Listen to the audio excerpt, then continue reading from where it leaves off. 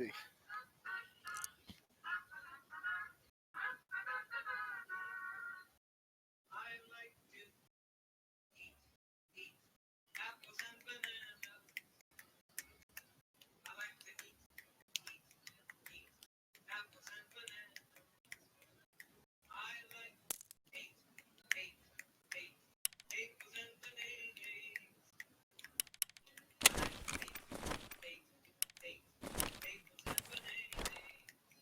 where are you at?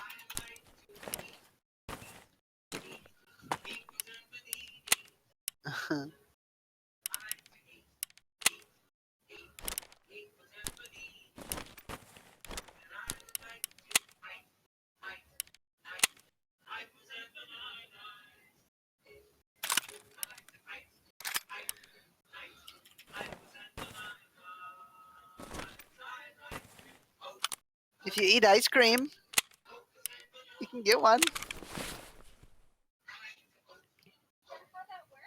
Yeah.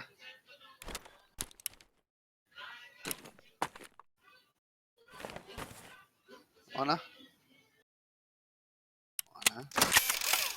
Do you though? Do you though? Well, I don't get cookies today. Ethan! Where are you at? I'm in Scav right now. Well, you said you Scav. You wanted to do Scav because you were broke.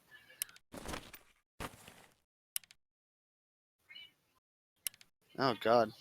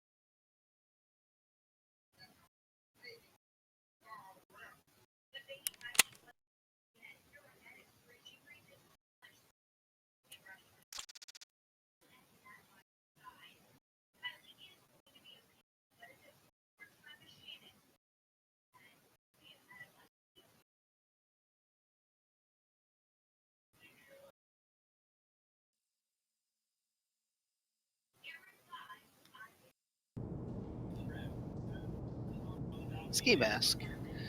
I guess glasses. And the old AK, the little AK.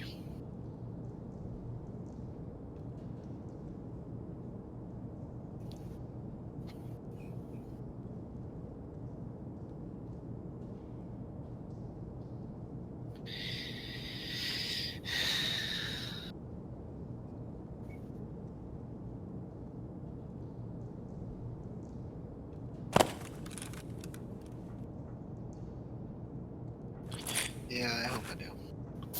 I am right next to this guy. Oh, that motherfucker shot me first. I'm over by in the dugout room out in the open.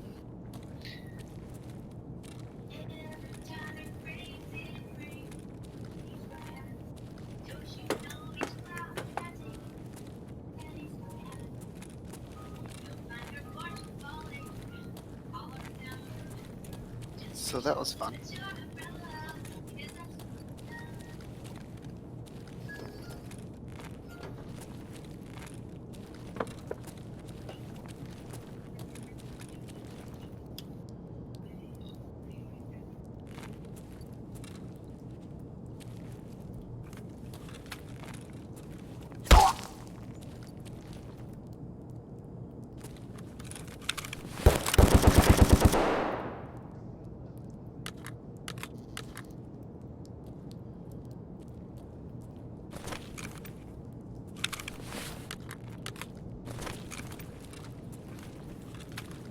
On YouTube?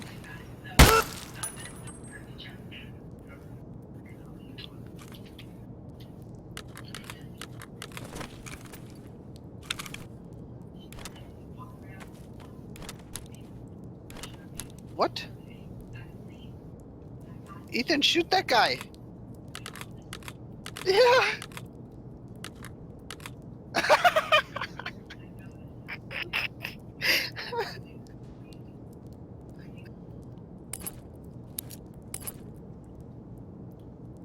That was just so goofy. Yeah.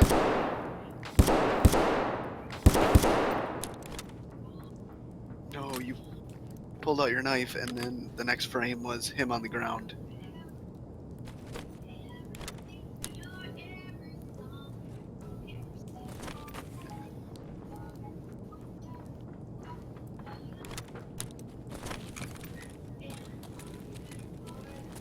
Big bag, big bag. Oh, it's like so behind too.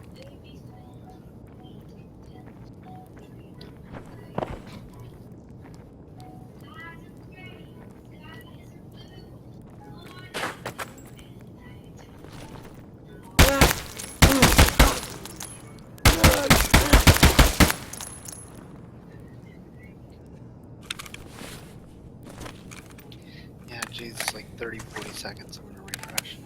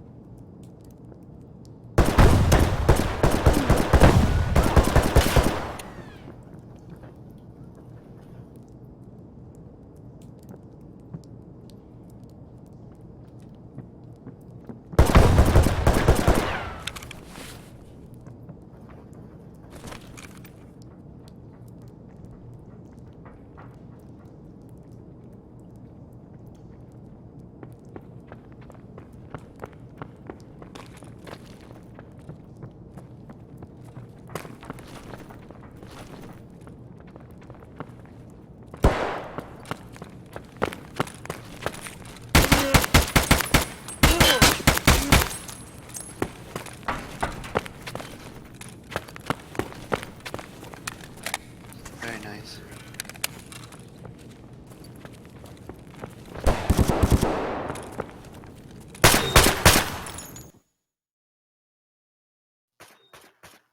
Oh, wow. Wow. Hey.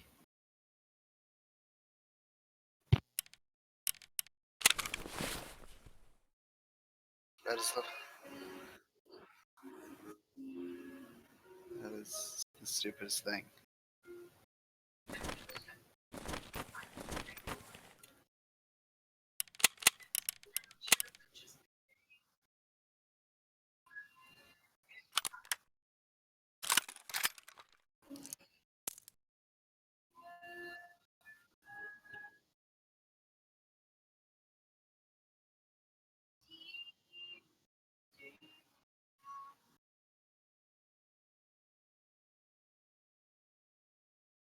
Mhm.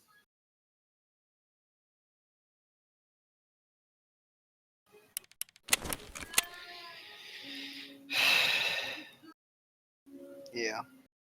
It's the worst. It's the stupidest thing. I died with a whole shit ton of stuff last time too. Because somebody was in the last room and you can't like open it from the side either.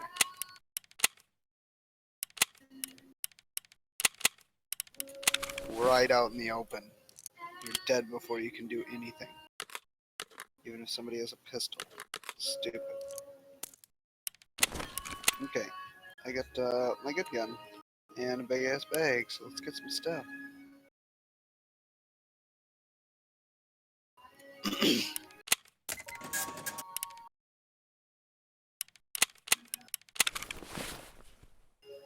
Yeah, the blue bag.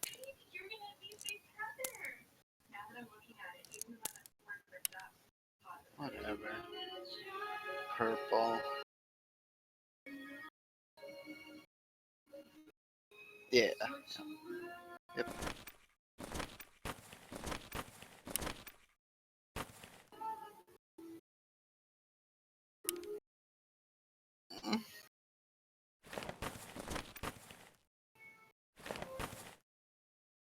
Yeah, right. Alright, for real.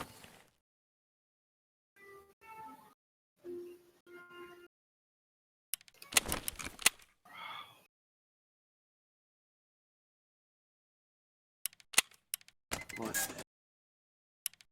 Mm-mm.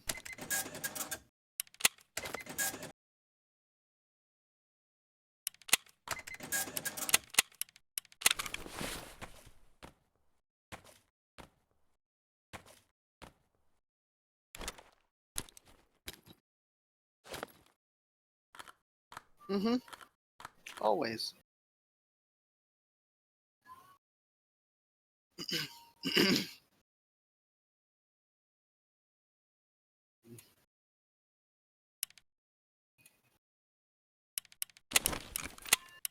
Don't die.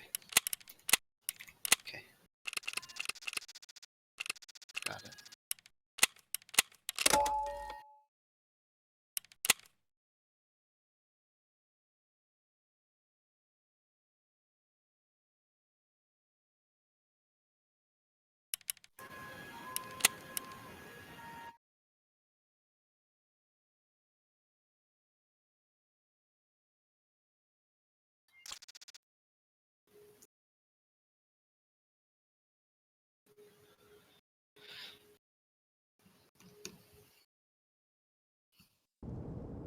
Yeah.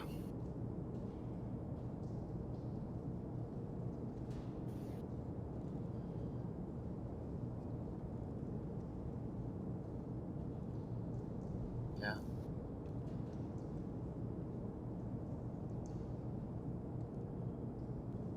Yeah, yeah.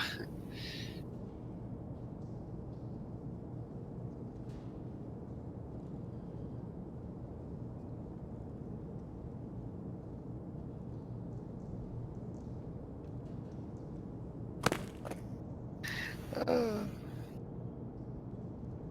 hopefully. I am below. I'm by ramp and the water towers. Where are you? Yeah. Okay, I'm right by the ramp. Right by the ramp.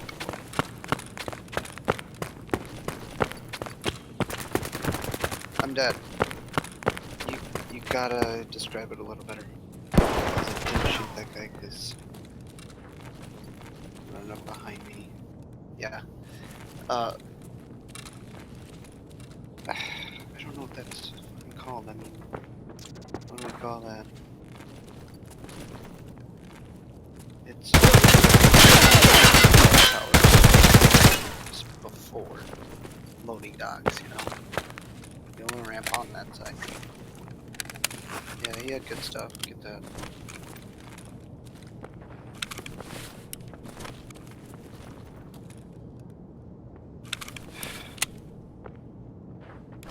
Get down. Not even you. It's just bug.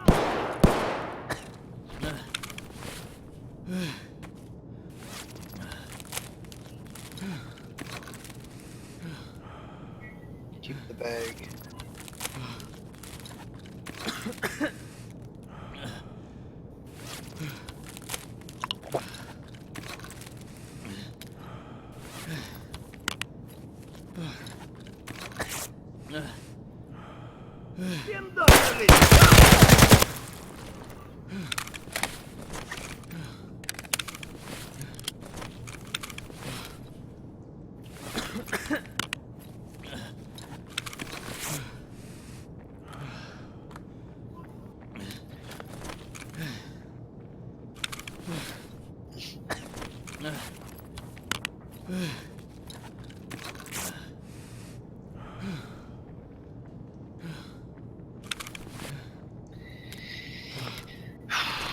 God, I'm gonna do a quick run.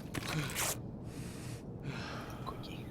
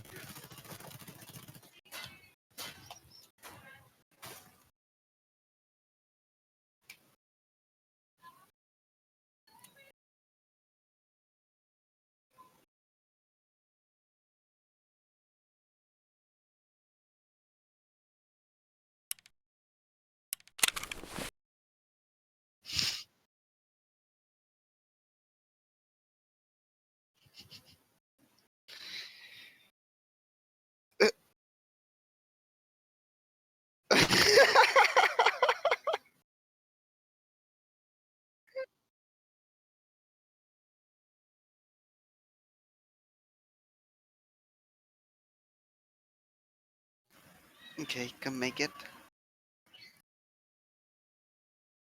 Okay. Do you want a gun? J-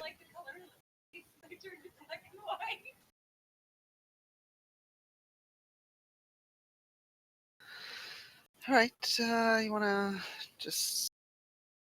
here, I'll clean people up and then you take their stuff, okay? How about that? Huh? Huh? You'll have a bodyguard.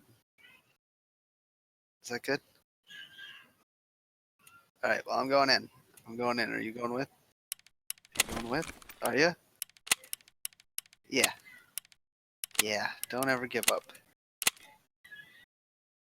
You just get ready with your little hatchet there, buddy.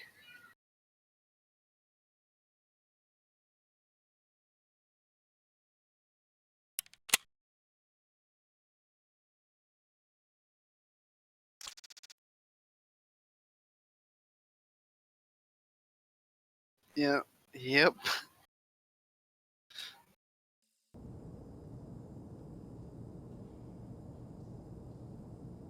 Mm.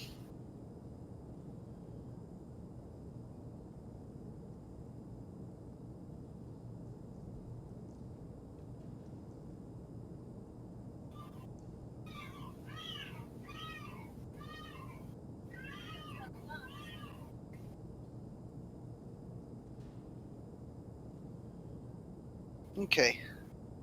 The place between water towers and the back room under those in the tunnels, that's going to be white light, okay? Because that's the only white light I've ever seen. Because it has those white glow sticks there instead of the green ones that you always see. Yeah, back room. Okay, come to me. Are you dead? Okay, good. I'm in the back. I'm sitting by the forklifts.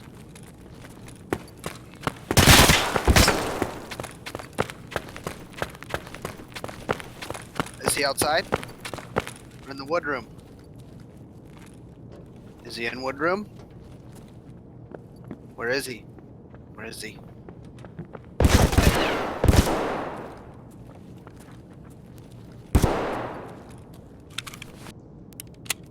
I don't see him yet.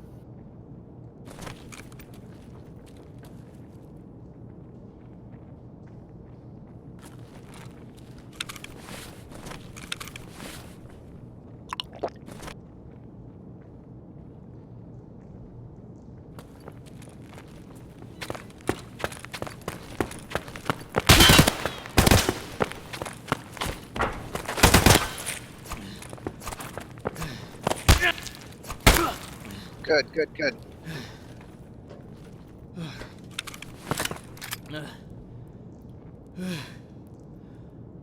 Okay, stop chopping him. You kept slinging, didn't you? Oh, why does it do that?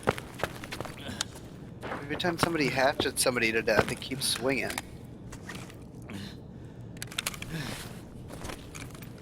No, Ethan's got it in the bag. He's got a gun. That's all you need.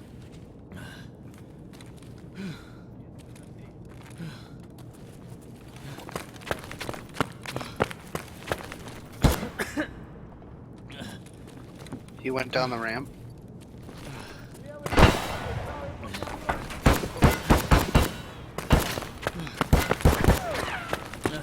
Fucking stupid windows. Stupid fucking windows. I hate them. Huh? No. Where are you? Not on the ramp. Okay. There's a guy by the stairs hut thing. Shot him. He's dead.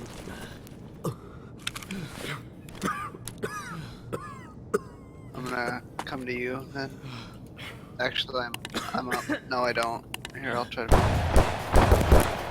Shh. I'm dead. There's a guy out there on top of ramp. OB. Yeah, when you go up by the... God damn it. That little hut by the oil barrels that are laying down out there. It's by that little hut that you never can get in.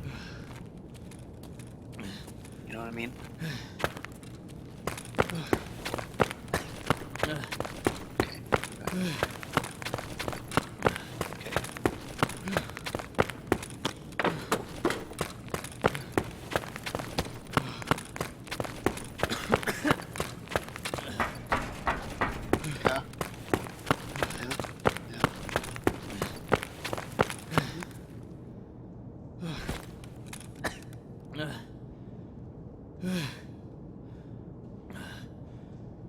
Wow. God, BRB.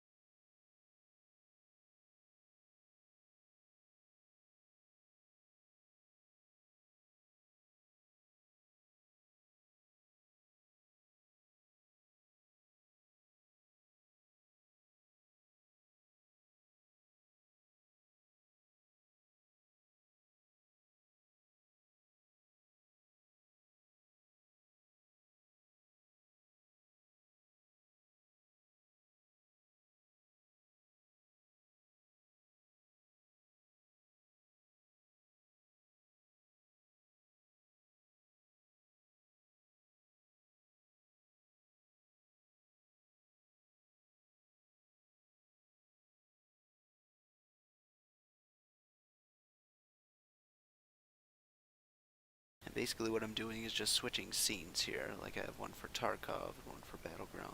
Moving picture. And you can search online like I did, waiting.gif.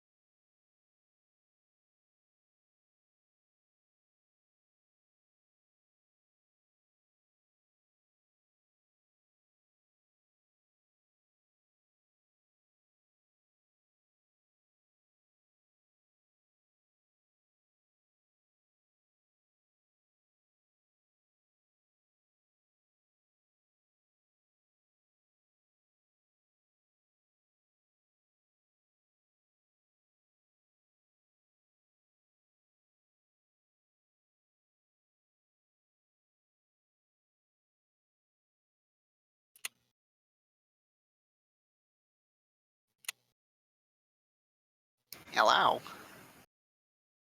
Hello. So do you have a gun now? Good. You want to give me a gun? No, I'm fucking with you. Let me see if I. Yeah. Okay.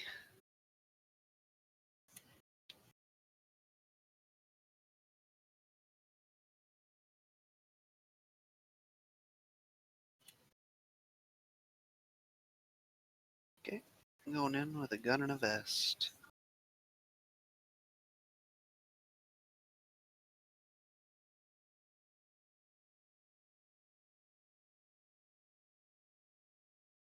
We're gonna shoot some people.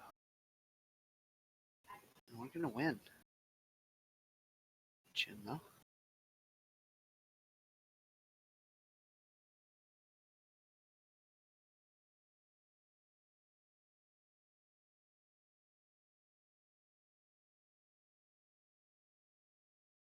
Okay.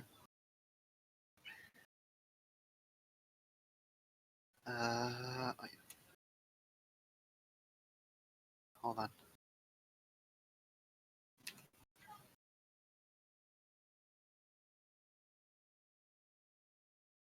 Okay. There. Give me a second. Doop doop.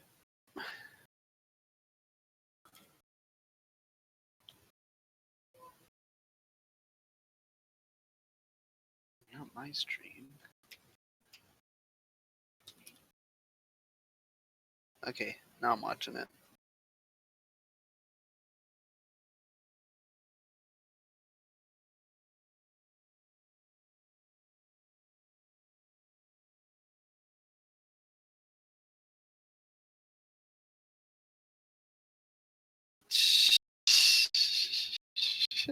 God. This guy.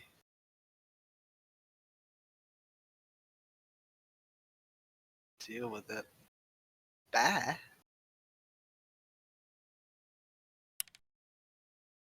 Alright. I'm ready-ish. Yep.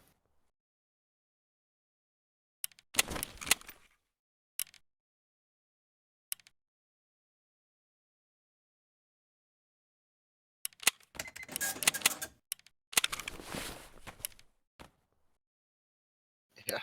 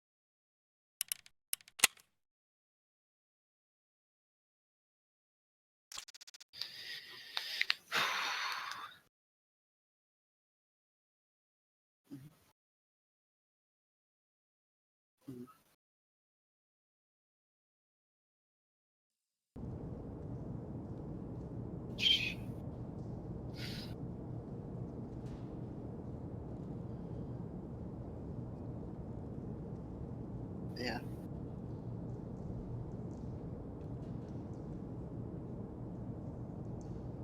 Yeah, good luck on that one. Yeah.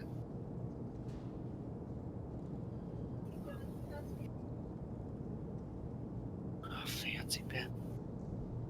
No. I am somewhere.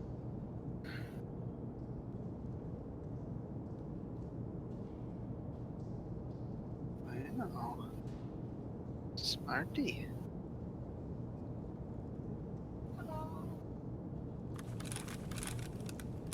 Yeah. Hi, Ram. Oh, what's up? Let's not suck now, okay?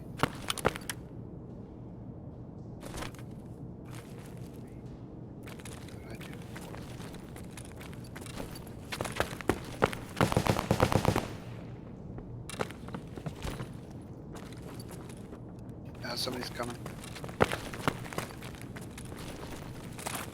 Okay. Down that way. They went around. I think they went in bathrooms and stuff. Definitely not this way though. Ugh.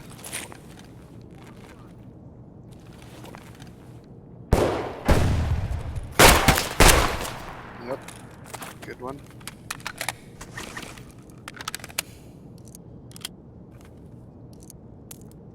I don't really want to get him because I only have short reach here.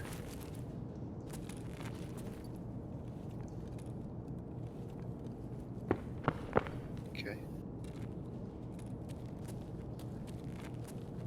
I'll try to cover you, but I can't cover very far. Go, go, go, go. Go immediately, immediately. Yep. Yep, yep. What's this? Guy coming. Guy on the ramp. Overhang. Okay, he went in the he went into office. Another guy there.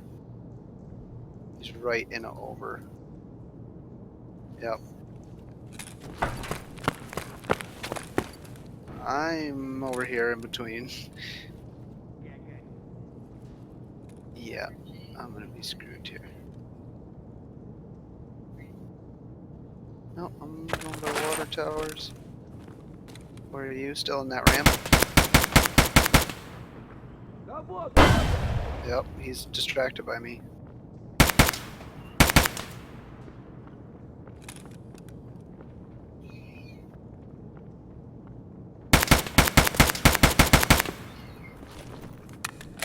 Nice.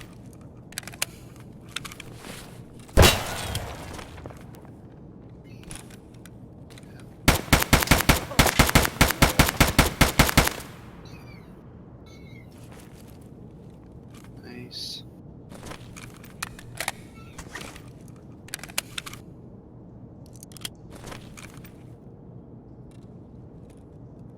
Yeah.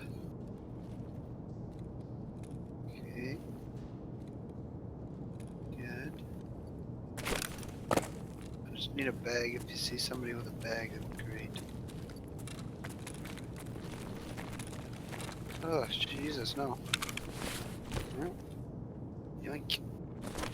Shitty bag. Whoa!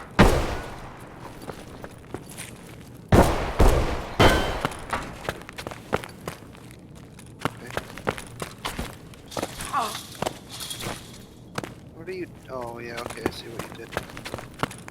I heard what you did. Oh, yeah, I guess.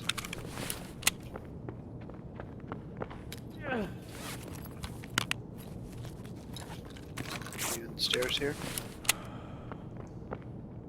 Where? Second level? Okay.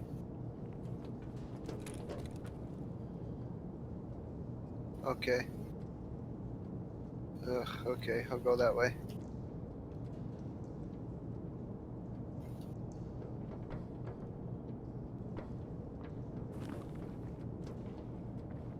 Кому тут пизду?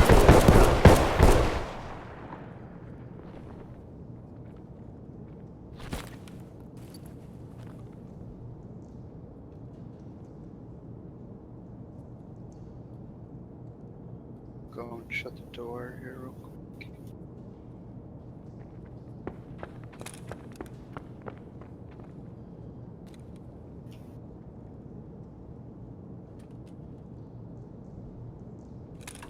Yeah, you're good. Yeah. Yeah, go. Get all that shit.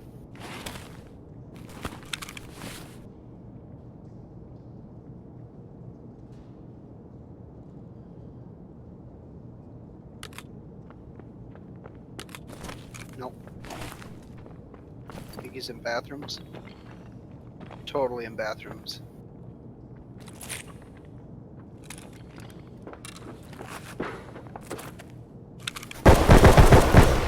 He's not dead yet. Okay. He's down there. He's gotta be right here. Hopefully. Good.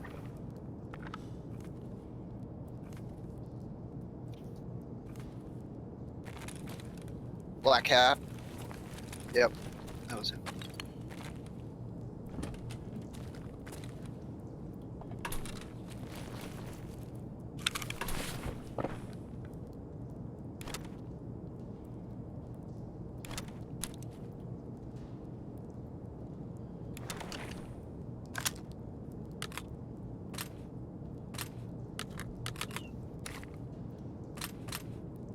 Key hunting? What you want?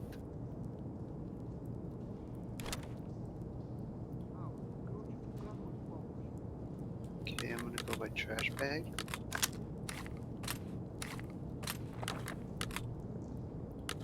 Yeah. Are you fucking kidding me? I shot him with all my bullets. Come on, buddy. Jesus. You better have forward armor, buddy. Yeah, he's dead now. Yeah, he does have forward armor. Jesus, no wonder. If you want, kinda, I guess. I mean, I already have. I have one. I'm walkway stairs. Yeah. At the bottom. Real close to. Here, I'll just. Oh. Yeah. Wow. Okay. Here. Let me drop this. There.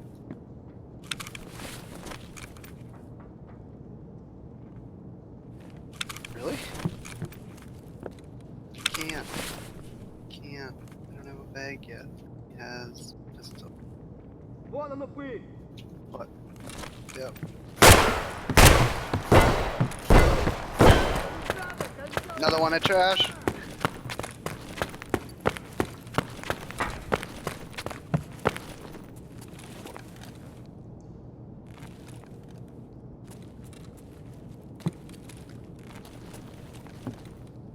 Yep, go ahead. Go ahead. Oh. Okay.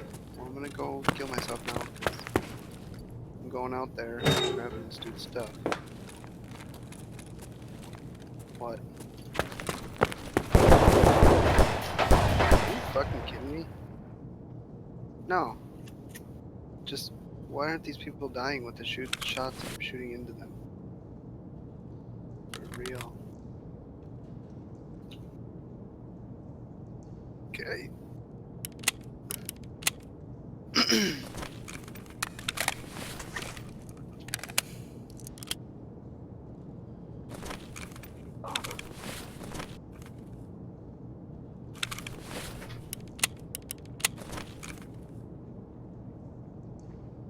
No.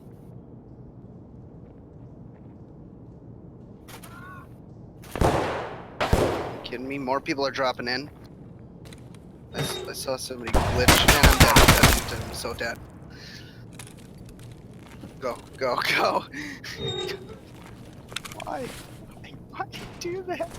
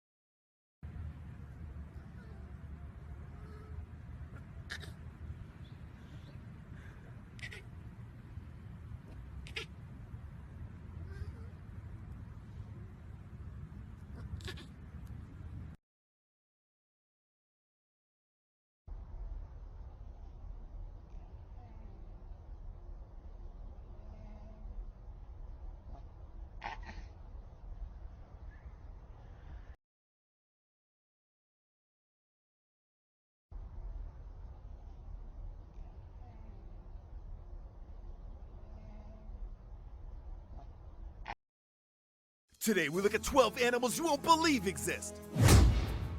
Number 12. Born to and abandoned by a feral mother, Pig the dog and her brothers and sisters were rescued by Alabama resident Kim Dillenbach. According to her veterinarian, Pig's unusual appearance is a result of several missing ribs and vertebrae. In spite of her condition, Dillenbach assures people that Pig can run, jump, and bark without any signs of pain, and that Pig thinks she's just a normal dog. Number 11. While western lowland gorillas are typically black, Copito de Nieve, or Snowflake, gained fame as an exhibit at the Barcelona Zoo in Spain because of his albino mutation. He was the world's only known white gorilla. In Equatorial Guinea in Africa, farmers killed several gorillas who had been eating their bananas. Among the dead, a farmer found a white baby gorilla that was still alive, and he sold it to primatologist Jordi Sabaterpi in 1966, who took him to the Barcelona Zoo. Like other albino animals, Snowflake suffered from vision problems and skin conditions. In 2003, after nearly 40 years, he died of complications related to skin cancer. Number 10. Born without legs in a remote Chinese village, Chu Jianji's owners initially considered throwing her away because of her deformity. But instead, her owner chose to give her a chance to live and spent about a month teaching her to balance and walk on two legs by holding up her tail. Eventually, Chu Jianji, which means strong-willed pig in the local dialect of Chinese, learned to walk and even perform handstands or hoof stands. A local sensation, a circus offered to purchase Chu from her owner, but he refused, saying that she proved to us that no matter what form life is, it should continue to live on. Number 9.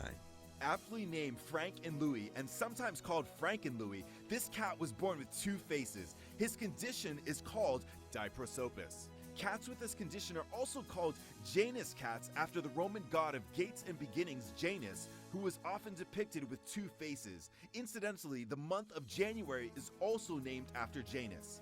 Frank and Louie had 3 eyes, 2 noses, and 2 mouths, but only 1 brain. Although most cats with this condition die after only a few days, Frank and Louie defied the odds and, after a few months of careful care and bottle feeding, learned to eat, walk, and thrive on his own. In 2014, he passed away at the ripe old age of 15. Number 8. It's pretty much my favorite animal. When Napoleon Dynamite said he was drawing a liger, I thought he was making it up, but they are real.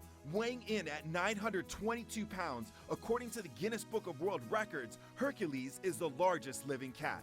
The offspring of a male tiger and female lion, Hercules the liger grew twice the size of each of his parents. Although lions and tigers don't share habitat and thus ligers don't exist in the wild, Hercules is currently housed at the Institute of Greatly Endangered and Rare Species. Proceeds raised from his viewing are used to fund wildlife protection initiatives around the world. Number 7. After finding Pocho the crocodile injured and dying on a Costa Rican riverbank, local fisherman Cheeto Shedden drugged the beast back to his house and nursed him back to health. Later, Cheeto released Pocho back into the river, but was surprised to find that the crocodile had returned to his home the next day. Completely docile and friendly to his savior, Pocho went on to become a daily member of Cheeto's family, and the two even went on to perform public events together. Pocho died of natural causes in 2011. Number 6. A member of the Ankole Watusi cattle breed, which is native to Africa, Lurch held the world record for the largest horn circumference at 37.5 inches. His horns also measured 7 feet from end to end and weighed approximately 100 pounds each. Housed at the Rocky Ridge Animal Refuge in Arkansas, Lurch died at age 14 in 2010. After his death, the refuge he called home turned his body over to a taxidermist to be stuffed. Number 5. It's hard to believe, but the dog in this photo, weighing in at over 170 pounds, is only 18 months old. Fittingly named, Hulk is one of 12 dogs owned by Marion and Lisa Grannon, who run a pit bull protection dog training company and supply protection dogs to international clients. Far from the pit bulls normally featured on the news media sites, despite his size and future occupation, Hulk is the perfect family dog and can be seen playing, bathing, and cuddling with the couple's young child.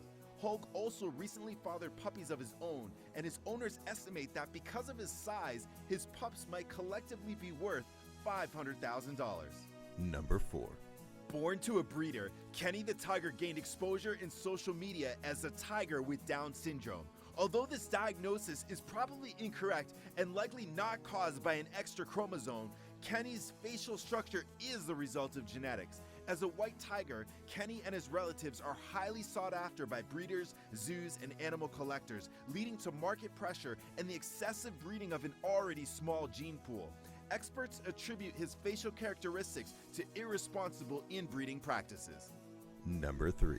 Bred by local Inuit people for thousands of years, the red giant Alaskan Malamute is one of Alaska's oldest and largest dog breeds. Like draft horses, Alaskan Malamutes were bred to pull hundreds, even thousands of pounds on dog sleds. Typically, individuals of the breed weigh between 75 to 100 pounds, but some have been known to grow as big as 150 pounds. They can withstand temperatures as low as -70 degrees. Reportedly, movie director George Lucas's Malamute was the inspiration for the Chewbacca Star Wars character.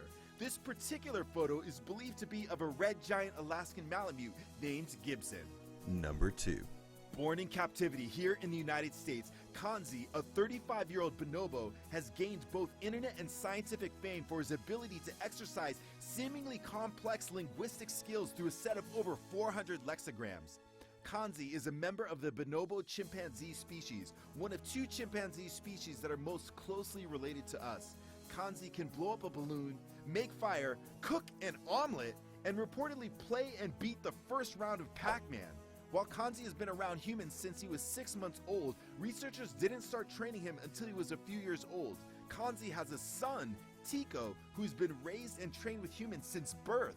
And researchers wonder if he may one day be able to talk. And now for the number 1 animal you won't believe exists. But first, I want to give a shout out to those who answered my last video's question. Here's the question from when she was rescued and later adopted as a kitten. However, after several months, Matilda's owners noticed that her pupils began to dilate uncontrollably, sometimes growing so large they appeared to encompass her entire retina. She shared this condition called spontaneous lens luxation with her brothers and sisters, but was the only one who also experienced eye growth, which still confounds her veterinarians to this day. In any case, their confusion is Tumblr's fascination.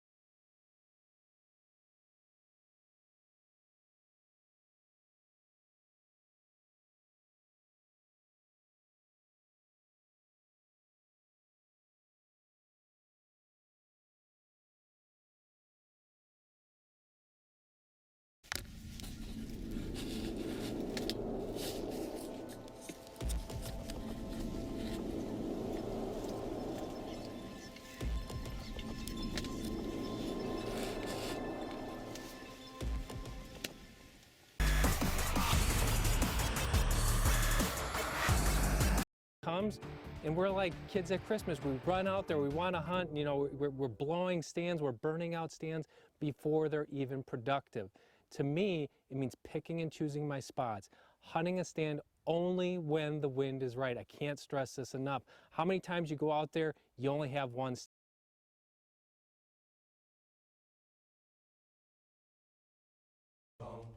Make no mistake about it. This is a war between the people of this country and those who seek to control us.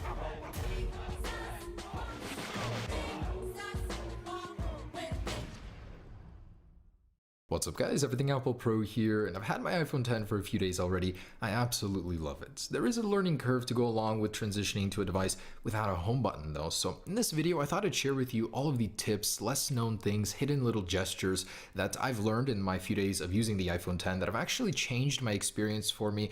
There's some stuff I bet you will not even know about in this video, although I'm sure most of you guys know almost everything there is to know about the iPhone 10 already. So let's go ahead and get into that, and I wanted to start with some of the more simple stuff like waking your device. Obviously, Apple talks about the wake or tap to wake feature, but I didn't know it works with just one tap instead of a double tap. I thought that's what it took. But it works with both, but you can just simply tap on your device or of course raise to wake in order to get into the device. So that's pretty cool. Now actually using the control center up on top is pretty unintuitive. You have to go all the way up here, and I wish Apple would switch this and make it something like a 3D touch on the home button bar down here, but I doubt they would do that because it would simulate a home button press, which they were trying to get away with the whole gesture thing. But anyways, I wanted to say that you can actually access the notification center from anywhere on the touch bar. It doesn't have to be specifically up here in the top left. So a swipe down on any part of the touch bar up top will actually trigger the lock screen. So that's pretty cool. It doesn't have to be on the very left. And just because you have that top sensor bar doesn't mean you can't tap to scroll to the top anymore. You can still do that on the notch. So if you're in a website, you want to go quickly back to top, you can quickly just tap over there and it'll still take you to the top. And the actual battery percentage is still there. All you need to do is go into the control center and you'll see it there. You can't actually set it to appear in the status bar because there simply isn't enough room. And a lot of my friends have actually been mystified by that, but you can get a quick glance with a control center swipe. Of course, all of you guys do know about the gestures to get into the apps. You can quickly just slide in between here. You can jump through them just like this. But one thing that I don't see being talked about is that you can actually just quickly get into the last used app with a swipe on the bottom. And with a longer one, you can actually go through several apps as you saw I just did, just like that. So swipe and swipe, and it'll just jump right back into the last used app, which is a really neat shortcut. That way you don't have to go into the control center or the app switcher every single time to open it. Just swipe on the home screen, you go back into your last used app. Now there's actually several ways to get into the app switcher. Probably the most popular is just to swipe up and hold, but that's kind of counterintuitive. It takes too long. So there's another way you can swipe up and swipe to the right, just like that, in like an arc. Then there's another one within an app. You just swipe up to the right like that, and it quickly opens up the app switcher. Or personally, my favorite way to do it, and probably the fastest, just swipe up and let go. Just swipe up, let go. That way you don't have to pause and hold to wait for the app switcher to open. It's probably the fastest way to do it, is just swipe up and hold, and you will perfect it. It takes some getting used to these gestures, but this one is probably my favorite way to do it. Now actually closing apps in the app switcher, there's a couple ways to do it. So for one, you can just hold on the cards and go up here and quickly close out of them.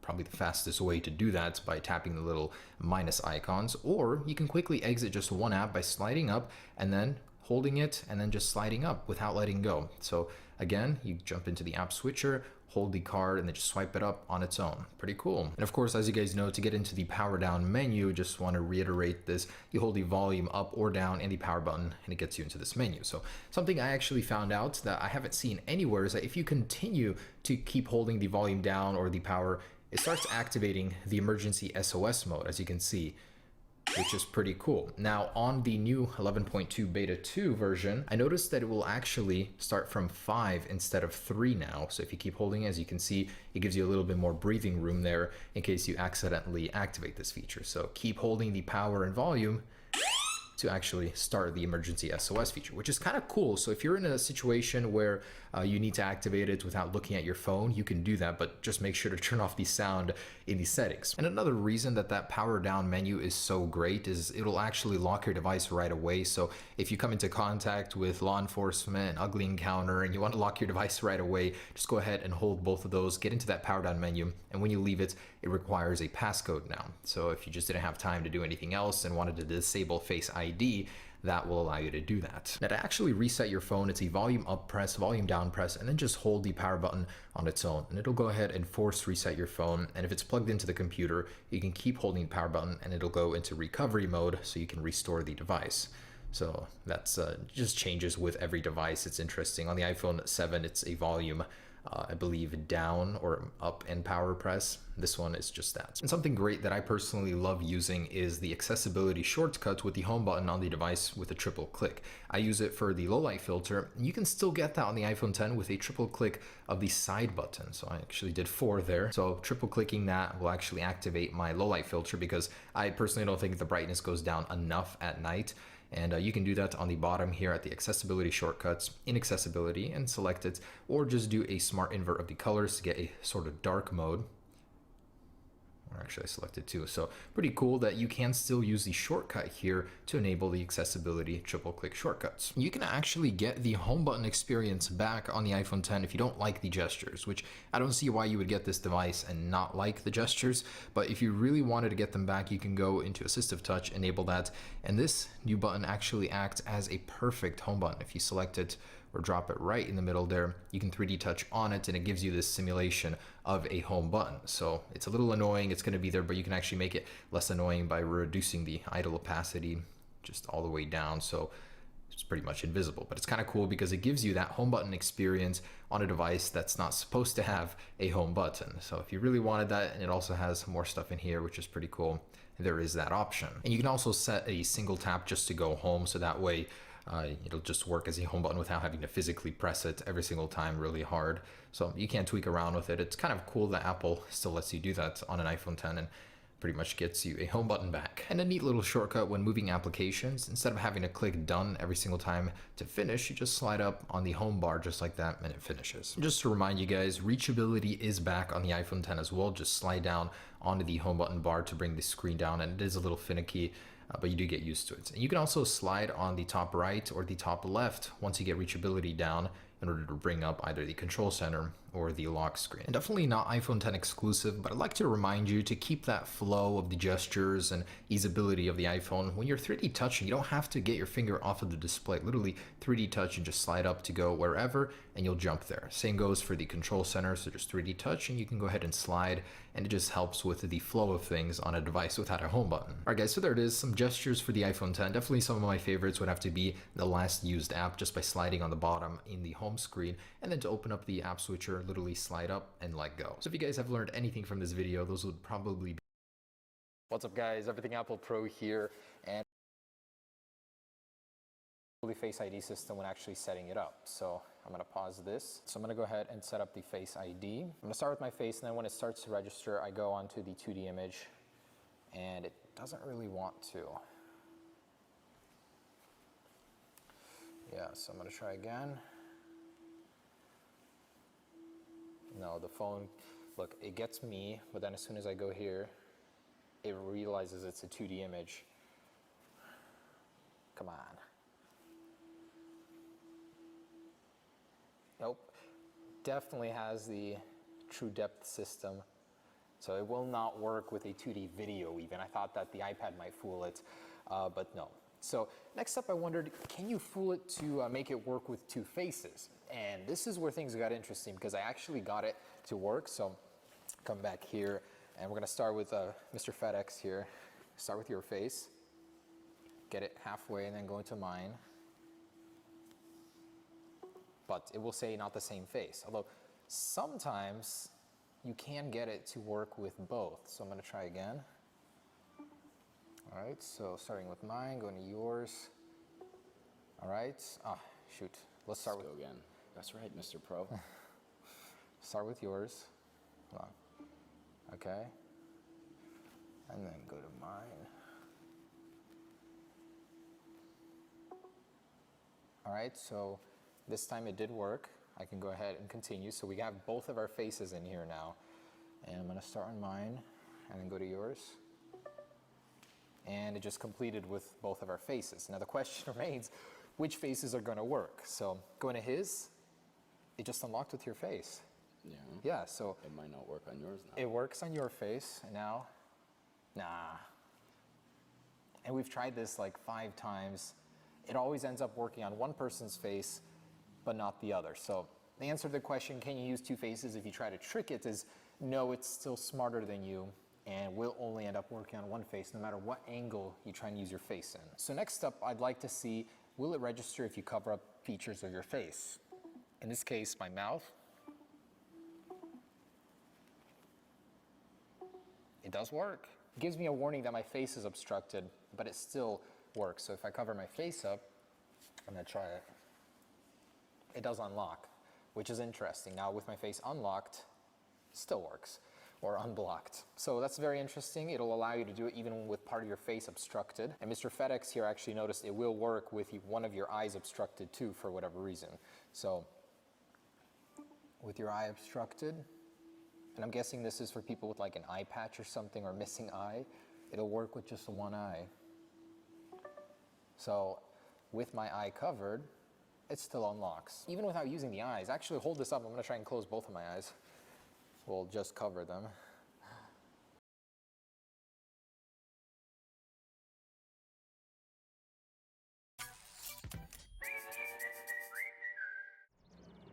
I love Mount Rushmore.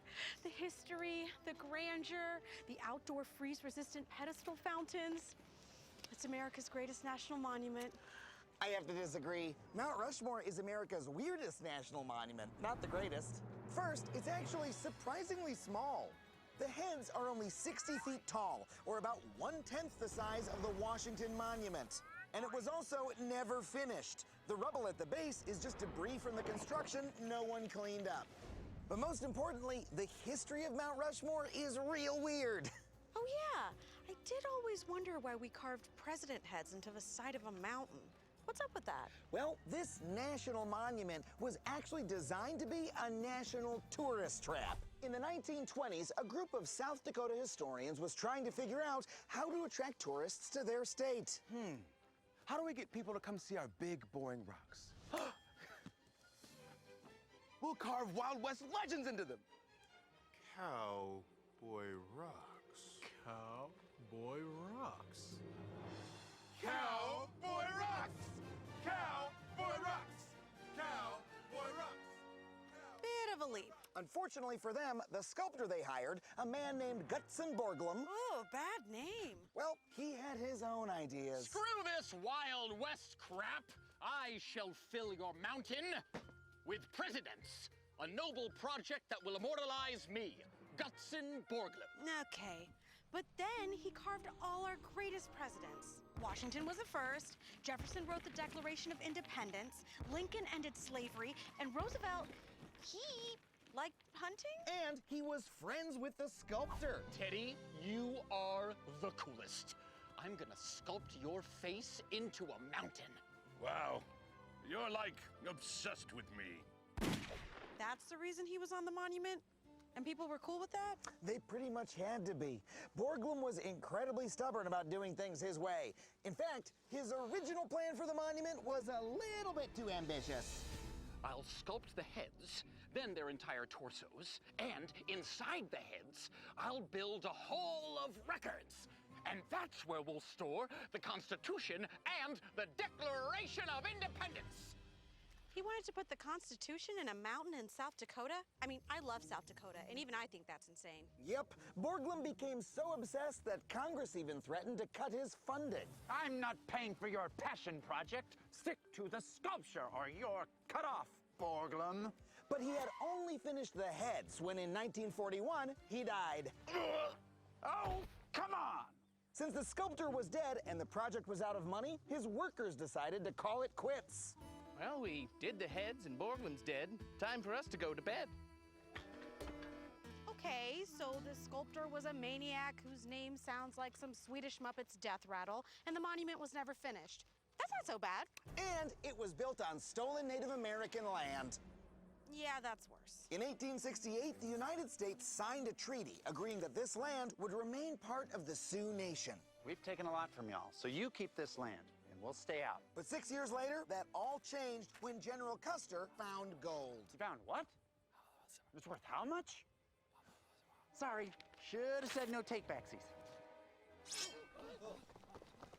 It was a real Custerfluck. In 1980, the Supreme Court ruled this land grab unconstitutional and ordered federal compensation now worth over $1 billion.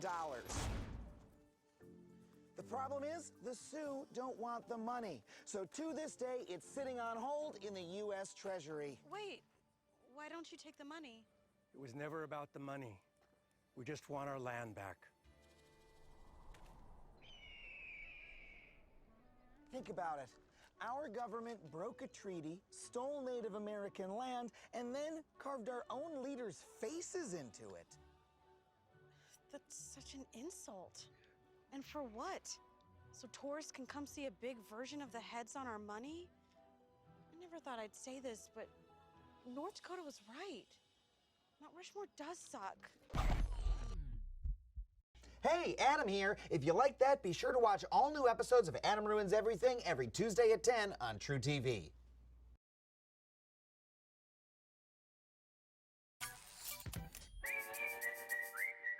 What's that you were saying about how taxes could be easy? Well, think about it. Taxes are a bill the government charges you. So why do you have to do all the math? Imagine if we did that with any other bill.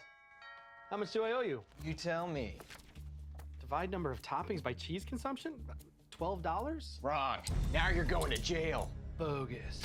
Instead of making you fill out a complicated return, why doesn't the government just tell you how much you owe? Well, because they need to know my income, my interest on my savings, all the numbers that are on those forms. Newsflash, they already do. Employers, banks, and other financial institutions already send detailed records to the IRS. Okay, we just got Hank's W-2s and 1099s. I could calculate his tax bill myself. Nah, I'll just wait quietly while he sends me the exact same information. The government could quite literally do your taxes for you. It's an idea called return-free filing. Instead of the government checking your work, you'd check theirs. And it would make taxes look more like this. Ooh, honey, our taxes came. Oh. Just need to deduct that work trip to Toledo, and we're done. Hey, think we have time for some wild bedpost rattling sex? Why not? Our April's wide open. Return-free filing is already used by countries around the world and could allow millions of Americans like you to do your taxes for free in just 5 minutes. Yeah, well, those bozos in Washington would never go for an idea that makes that much sense. Actually, return-free filing bills are introduced in Congress all the time, and both Barack Obama and Ronald Reagan pushed for it. Yes, we can. Tear down this wall of paperwork. Wow, that must be the only thing those guys would agree on. Okay, I'm sold. Give me return-free filing. Sorry. The makers of tax software like TurboTax and H&R Block spend a buttload of money to make sure it never happens. Tax software industry. You pay us to make your taxes easier, so we pay lobbyists to make sure they stay complicated. Citizens, we feel your pain. Filing your taxes is just too darn fun. Everything's great. We're changing nothing. These calculating companies have lobbied to kill multiple return-free filing bills over the past decade. And they're using my money to do it? Well, that's shameless. And it gets worse. This is Jessica Huseman, a reporter at ProPublica who's covered this story. The tax prep industry actually created a front group called the Free File Alliance that lets you file your taxes for free.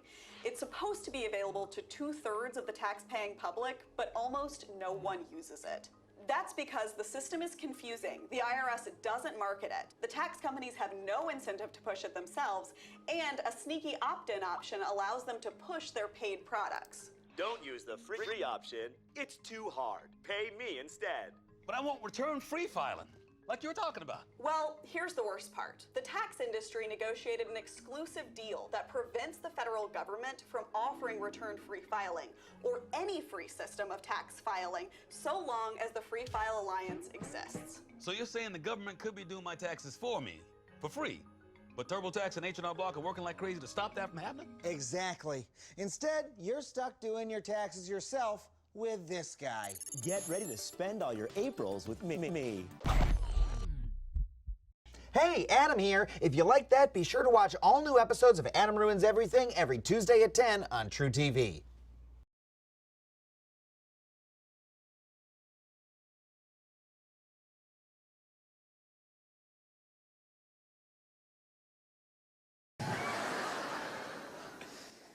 Oh man, these really nice shops, and I put on a pair of shoes, tried them on, they're really good looking. And the salesman was like, "You like those? You want to grab a pair?" I said, "How much are they?" He said, "Those are $3,000, sir." I said, "3,000? Yeah." And he was like, "Yeah, you want them?" And I was like, "Oh, futzek." But I didn't say it in a bad way. I just say futzek in America because no one knows what it means. So I just, I'm just like running around like, futzek, futzek, futzek. So he's like, "Is that a yes or a no? Is that a..." I said, "Oh, no, in my culture it means thank you very much, but no." He was like, oh, look at that. You learn something new every day. Full tank. Okay, full tank. I'm still sure 3,000 people pay $3,000 for a pair of shoes. I'm there shocked. I'm like, what for that?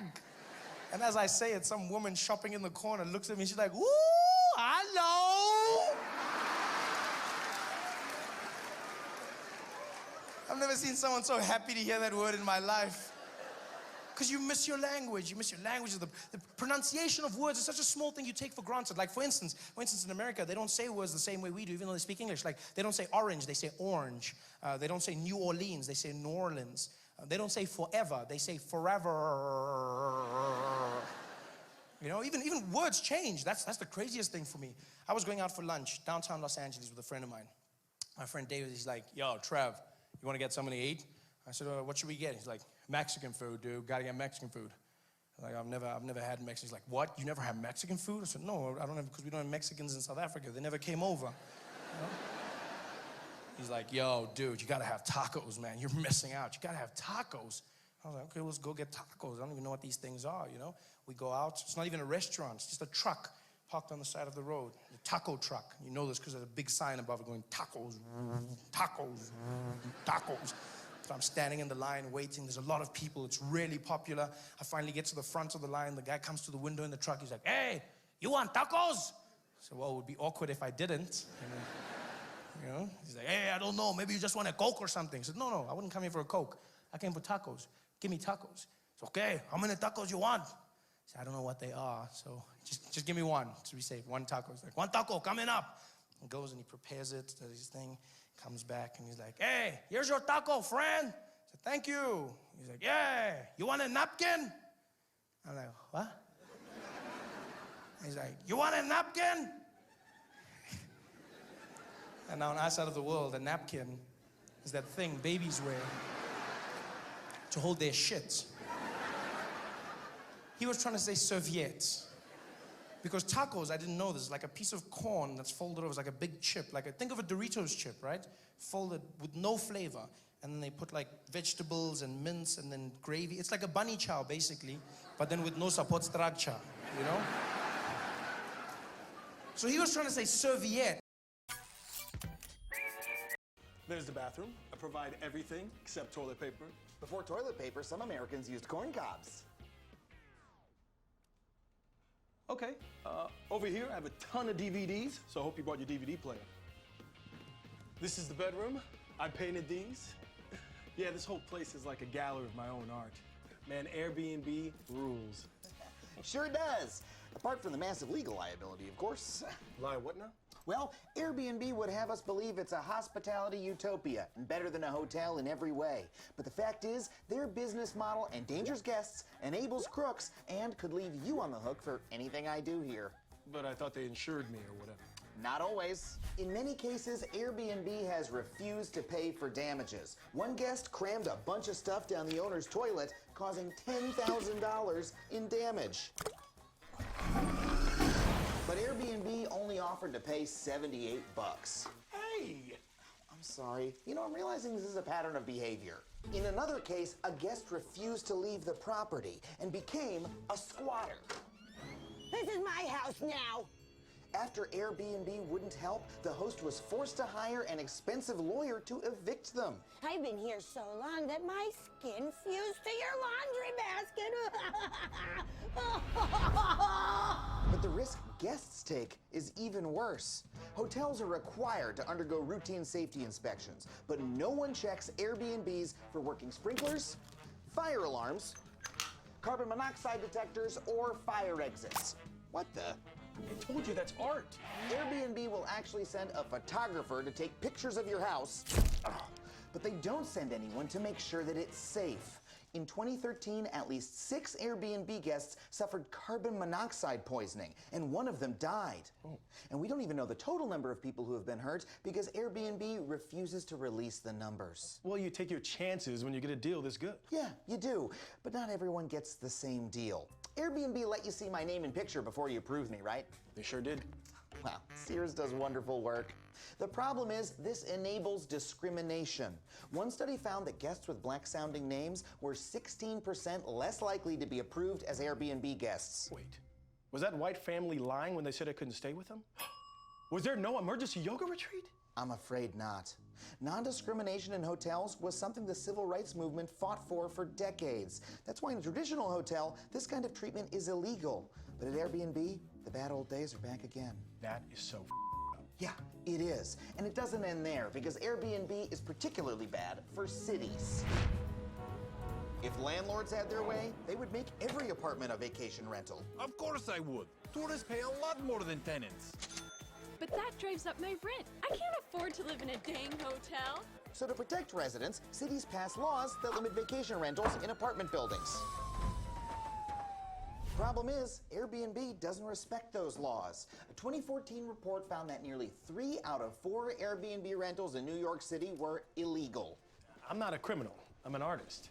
Sure, you may be an artist, but a lot of Airbnb hosts are con artists. Zane, this is RookySum. He researches housing issues at Lane, a Los Angeles-based advocacy group. Adam's right. Airbnb is used heavily by shady characters who use the service to run illegal hotel chains. They take out multiple leases in different buildings and Airbnb those units year-round. I'm just making a little cash while I'm out of town. These jerks take critical residential housing out of the market, which drives up rent for all of us. And Airbnb does nothing to stop them. There was even a case in LA where a landlord evicted an entire apartment building so he could rent out the rooms on Airbnb. Left unregulated, Airbnb can destroy entire neighborhoods. I don't know, bro. Is it on Airbnb to control what their users do? Airbnb is a big tech company, and they can filter out illegal listings very easily. Instead, they're putting the burden on us and on cities to go one by one and sue these landlords to make sure they're not breaking the law. And that just isn't fair. Thanks, Roy. Hey, Adam, can I come in? My arms are getting really tired. Oh, it's not actually my place, so... I don't know you, bro. Not only does Airbnb know about these crooks, they actually take a cut. I can't believe we let them get away with this. If 3 out of 4 Craigslist users were using the site to commit murder, we'd be like, somebody stop that murder website. I want them killed with a knife, from behind, for under $100 a stab. Not only does Airbnb profit from illegal activity, they've even secretly purged the records of illegal listings from data they've released to make it look like it's not happening. Wow. That's not icy. That's straight up dicey. It's a shame because Airbnb actually provides a valuable service, like in remote areas that don't have hotels. But they also need to be a good neighbor. And right now, they're doing the opposite. Damn. Thanks, Alan. It's Adam, and no problem. I can rest easy tonight knowing I've taught one person the truth. You're not staying here. I canceled the reservation 5 minutes ago. You blew up my toilet, remember? But where will I stay now? I don't know, man. Sleep on the street. Well, everything we know about homelessness is wrong. I can talk about that. Hey guys, Adam here. If you like that, be sure to watch new episodes of Adam Ruins Everything every Tuesday at 10 on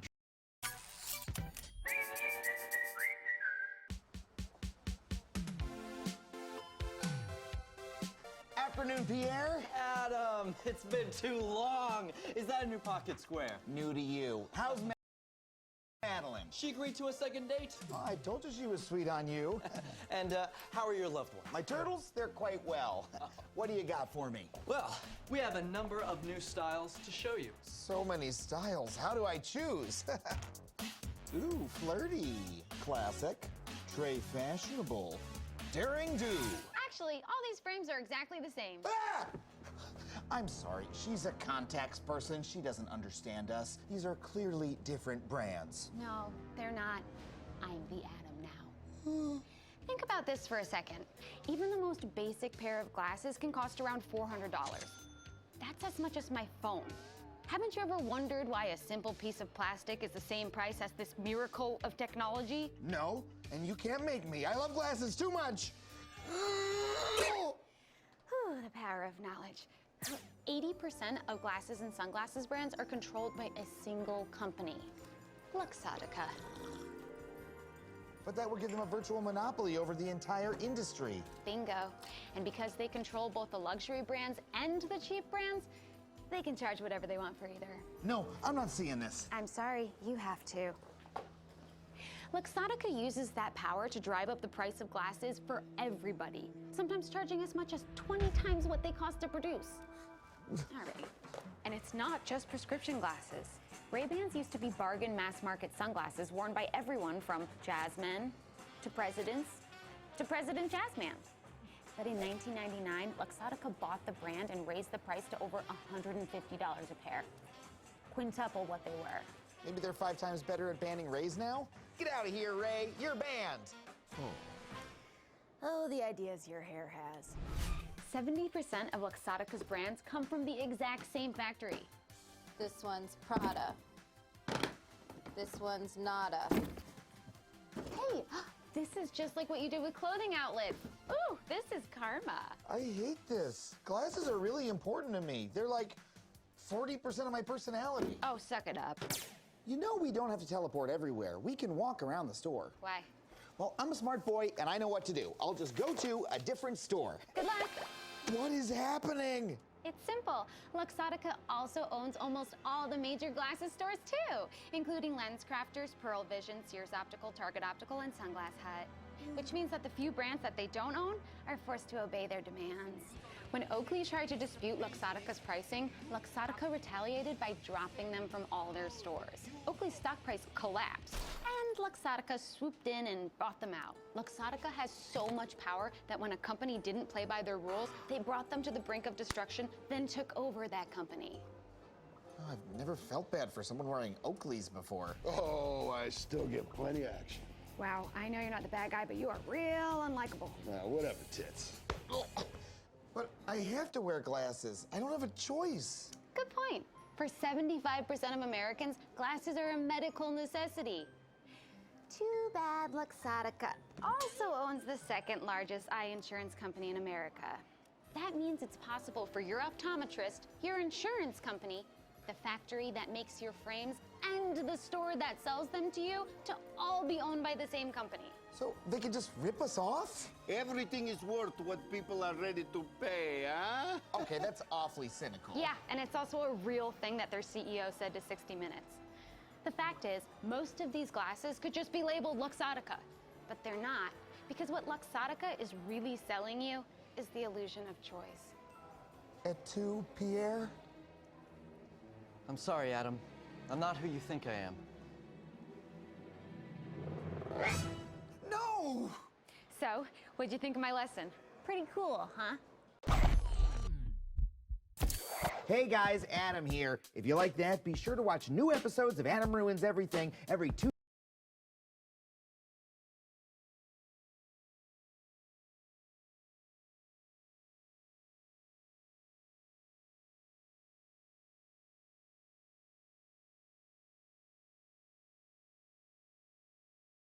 About the courtroom outburst by a Seminole County judge. Take a listen.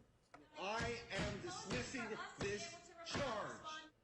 Circuit Judge Frederick Schott berated a prosecutor after the judge decided to throw out a jury's guilty verdict in a DUI case. Channel 9's Kathy Velich is live in Seminole County. And Kathy, you questioned the public defender's office today about the judge's reaction. What happened?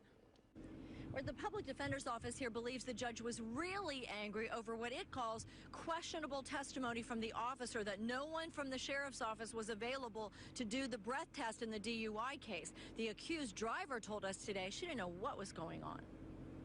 Lisette Gonzalez insists she's innocent, is grateful to the judge, but says the whole thing was upsetting. At the moment, I don't know what was going on. All I know I was crying. The officer said he didn't ask her to do a breathalyzer test because no one from the sheriff's office was available to do it. Even so, he indicated she had an unlawful blood or breath alcohol level, which automatically suspended her license for 6 months. But you did not know what her blood or breath alcohol was at all, did you? That's correct. Were you drunk? Oh, no. Excuse me. I'm sorry. The jury found her guilty, but Seminole County Judge Fred Schott threw out the verdict and went on a tirade accusing the officer of lying and even of maybe breaking the law. Take it up on appeal with him lying about it. The case should have never been built. Never. And we'll find out why your license was suspended and if somebody broke the law to cause your license to be suspended. The PD's office says the sheriff's office refuted the officer's claim about the breath test. The evidence showed there are breath test operators always available to give a breath test, and that this officer said that there is not, which is not true. But Sanford police say body cam video shows the officer asking for an operator and being told it would be 3 hours.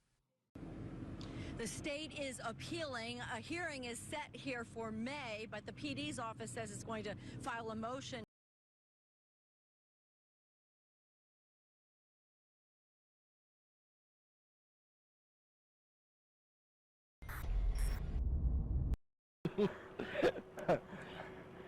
Where from? Prison.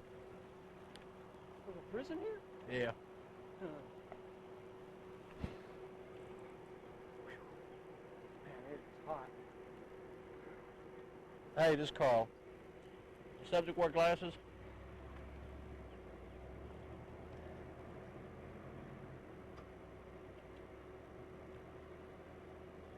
Nothing about glasses. Can you find out? I'm out with a white male on the tracks at Gilly Williams. You can call my little brother.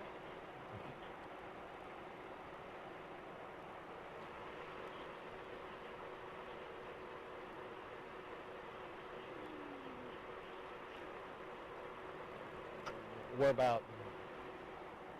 Take your glove off.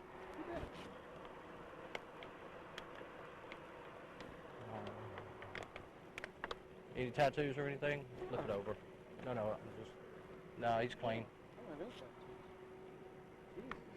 I'm 50 years old. How old is your guy? You're how old? 50. I was born in 56. He said born in 56. 58. Any kind of details you can give me, huh?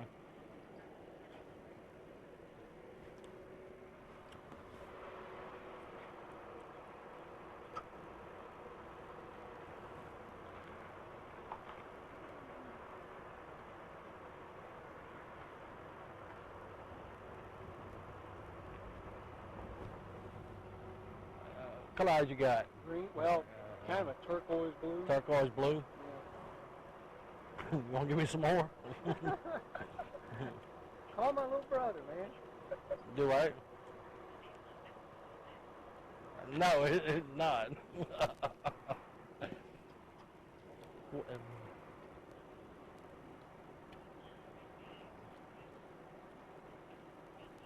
Yeah.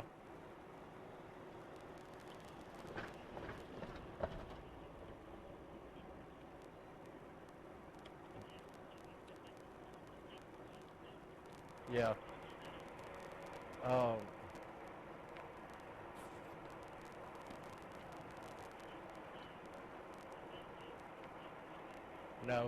No, it's short hair. My guy's got skin cut hair. He's got a beard, well, a goatee like. How old is that picture?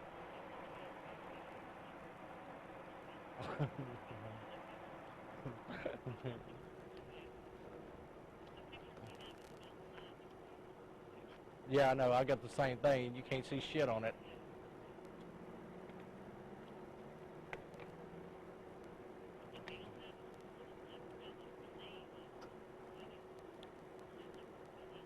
All right. What kind of scar?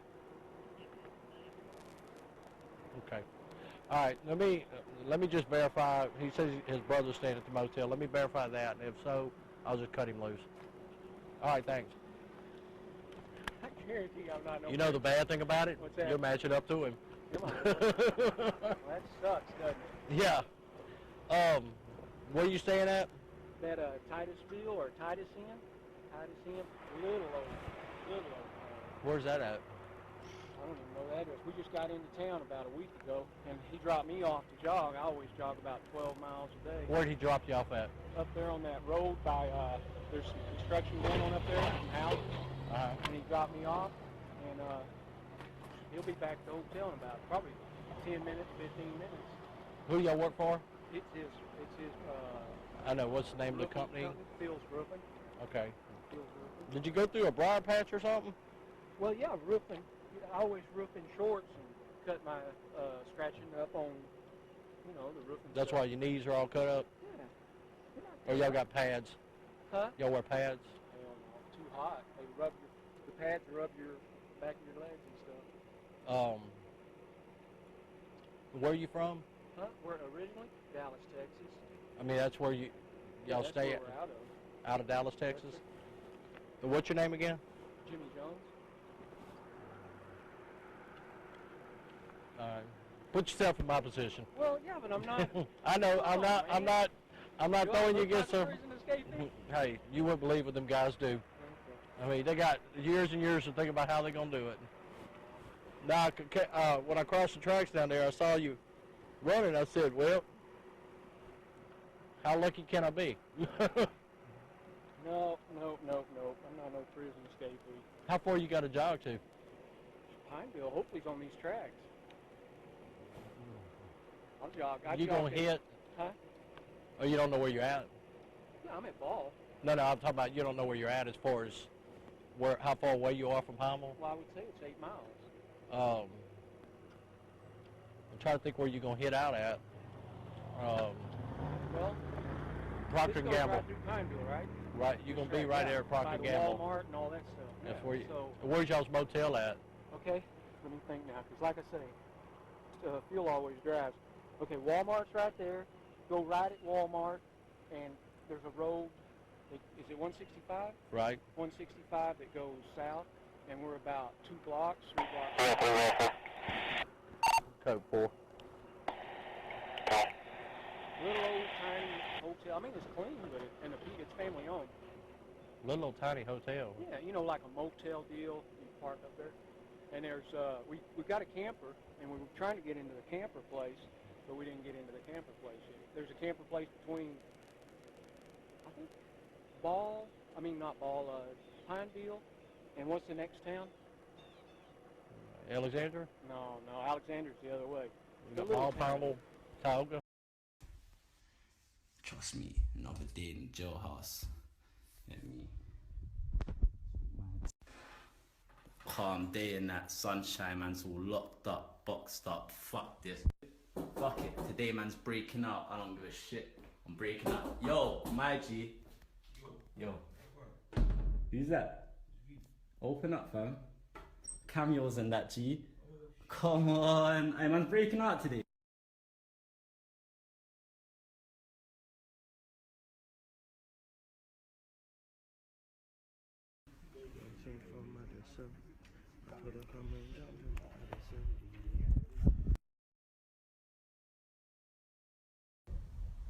Sunny day and that. Man ain't looking to go back to the cell. Fuck that, it's gaping today, you get me? Man's hiding back here cause ain't no one gonna find man cause we're just to chill. Fuck that, I ain't banging up today. Fuck that cuz. Fuck the cells.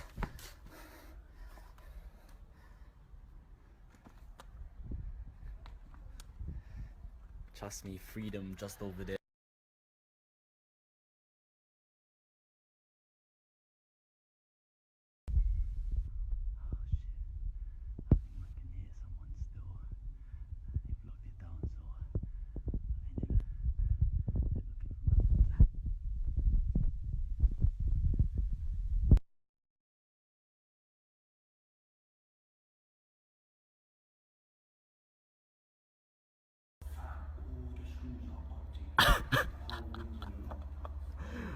Hey, cuz man's in the gym, behind the gym, fam. Man's been hiding out in there still.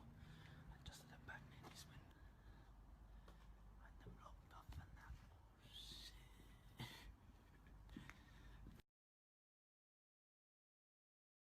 I think I found a way out. Some guy, I'm gonna try to show you lot, but it's bare dark. It's down there where it's red. Don't know if you can see it in that one sec. I might try to show you lot. But fucking if I don't fucking make it, fucking I don't know what. There's a bit of gutter in there, goes all the way up the wall. I'm gonna try and climb it. Get down. I think there's a van at the moment, so we're just gonna chill. Man's nearly at the top. Just gotta get over this one wall. And it's a drop, hopefully.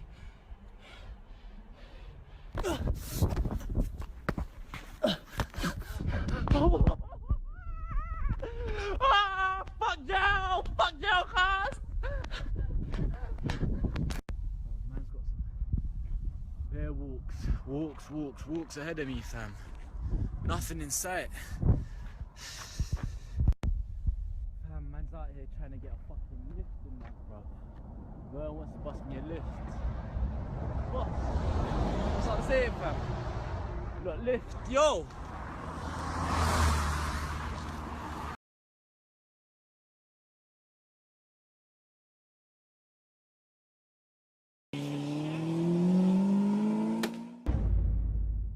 Make sure you like and subscribe to the channel. Don't forget to hit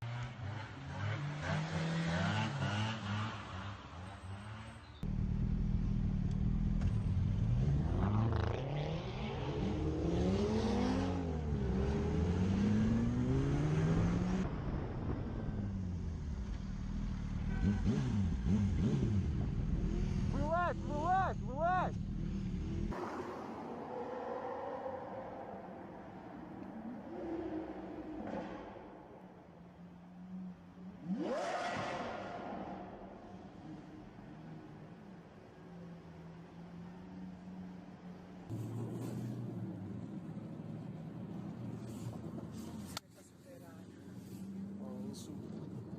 Eccola.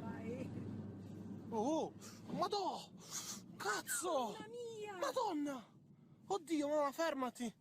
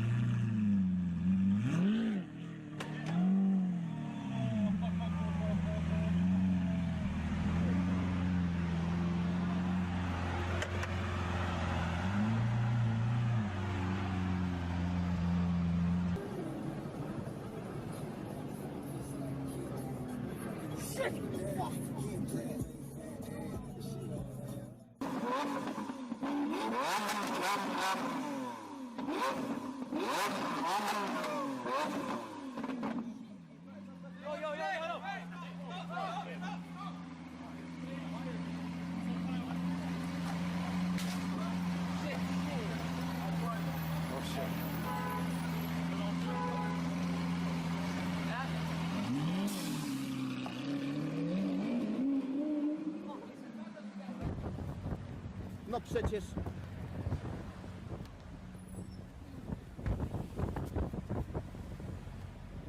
Drzwi wyrywa z korzeniami. Och kurwa, pierdzielony.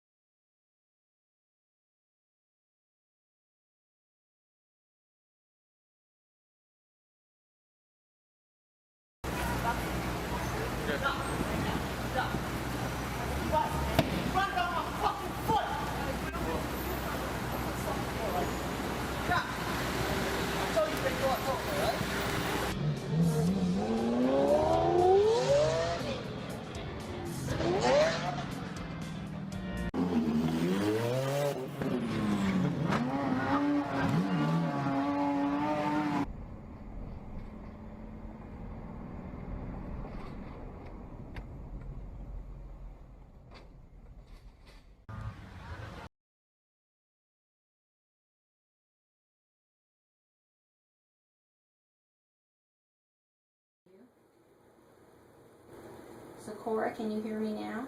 It's very loud, creaky. That's all I hear. Do you hear me talking? How about right there? Yeah. Do you hear me talking? No.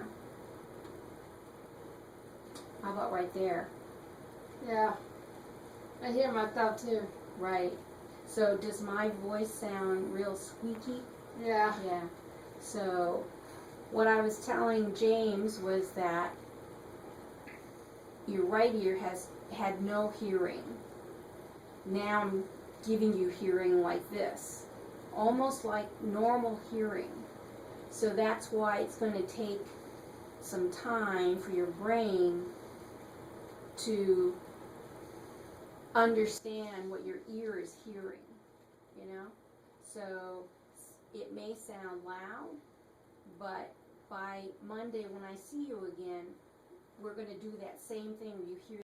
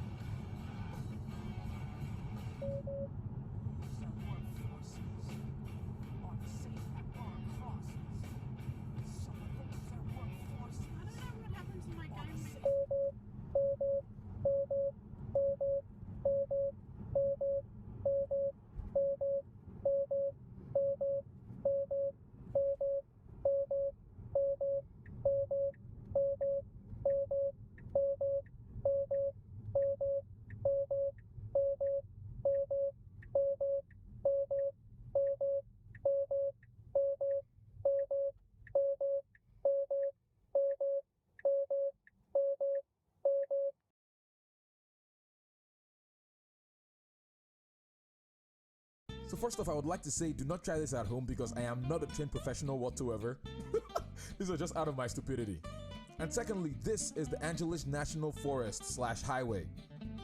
This is a chicken sandwich. This is a Tesla Model X, which drives itself. And this is me. Yeah, I need help, but I'm sure you know where this is going. I'm at KFC, so let me go get some golden chicken. So I'm getting the golden zinger sandwich. Oh yeah, so I got a golden zinger sandwich. And first of all, the Model X cup holders are massive.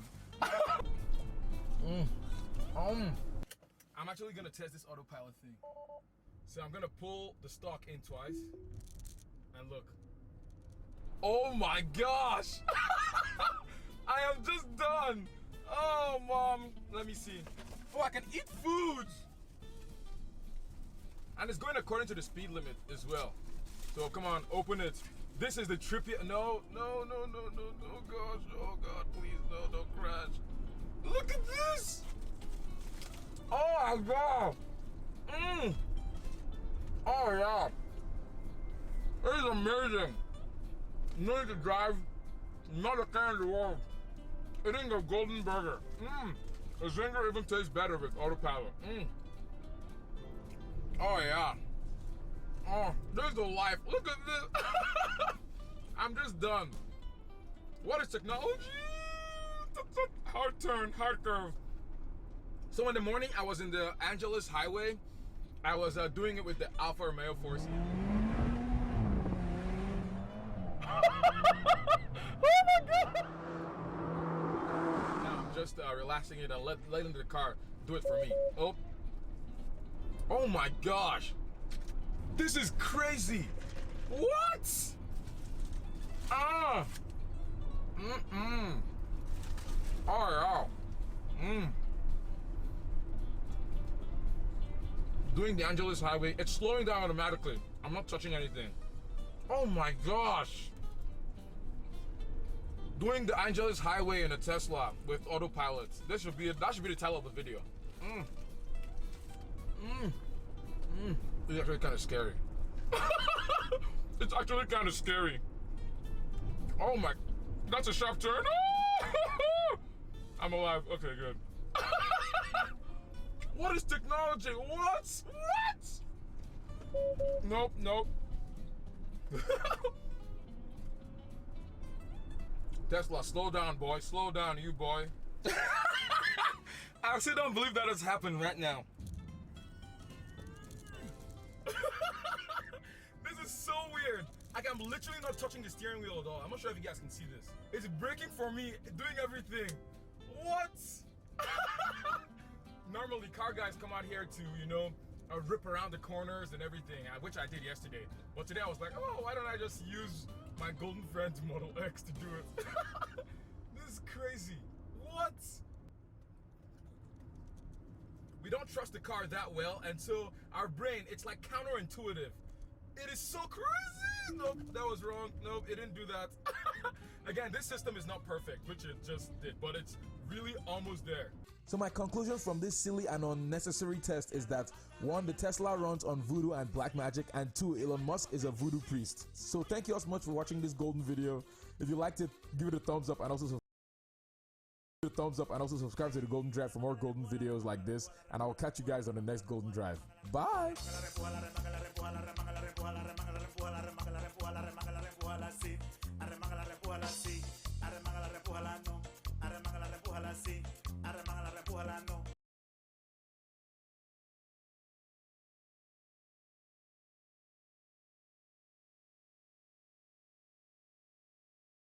Bacon makes everything better.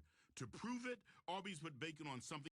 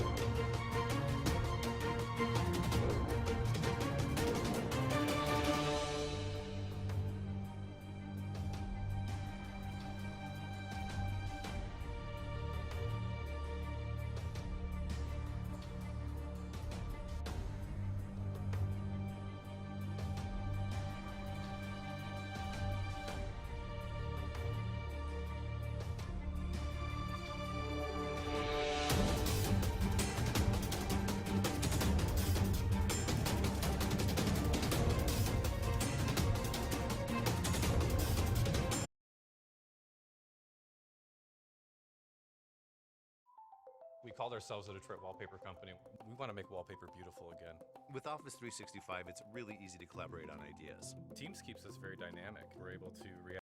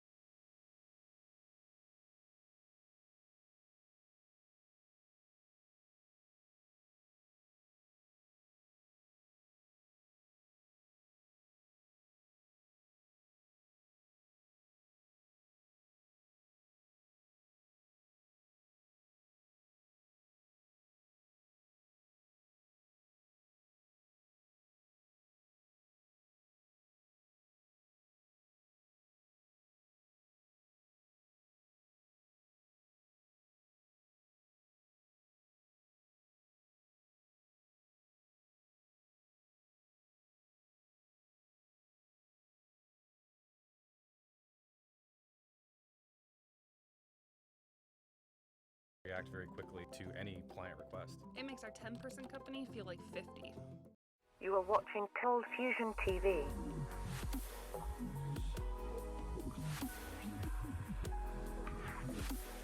Hi, welcome to another Cold Fusion video. In previous videos, we've looked at how Tesla is shaking up the automotive industry, but recently they're taking things a whole level further. As many of you would have heard, Tesla has released a software update for their late 2014 Model S and Model X series cars.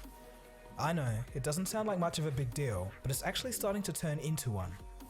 The thing that's interesting, and the main focus of this video, is that the car actually learns how to drive.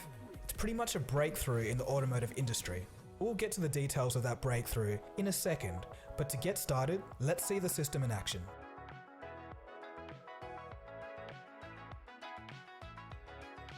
That's pretty impressive. Would you have reacted in time? Let's just take another look at that. At those speeds, if the driver had at all been distracted, the result could have been very different. So what does this new update include? The car can do almost anything.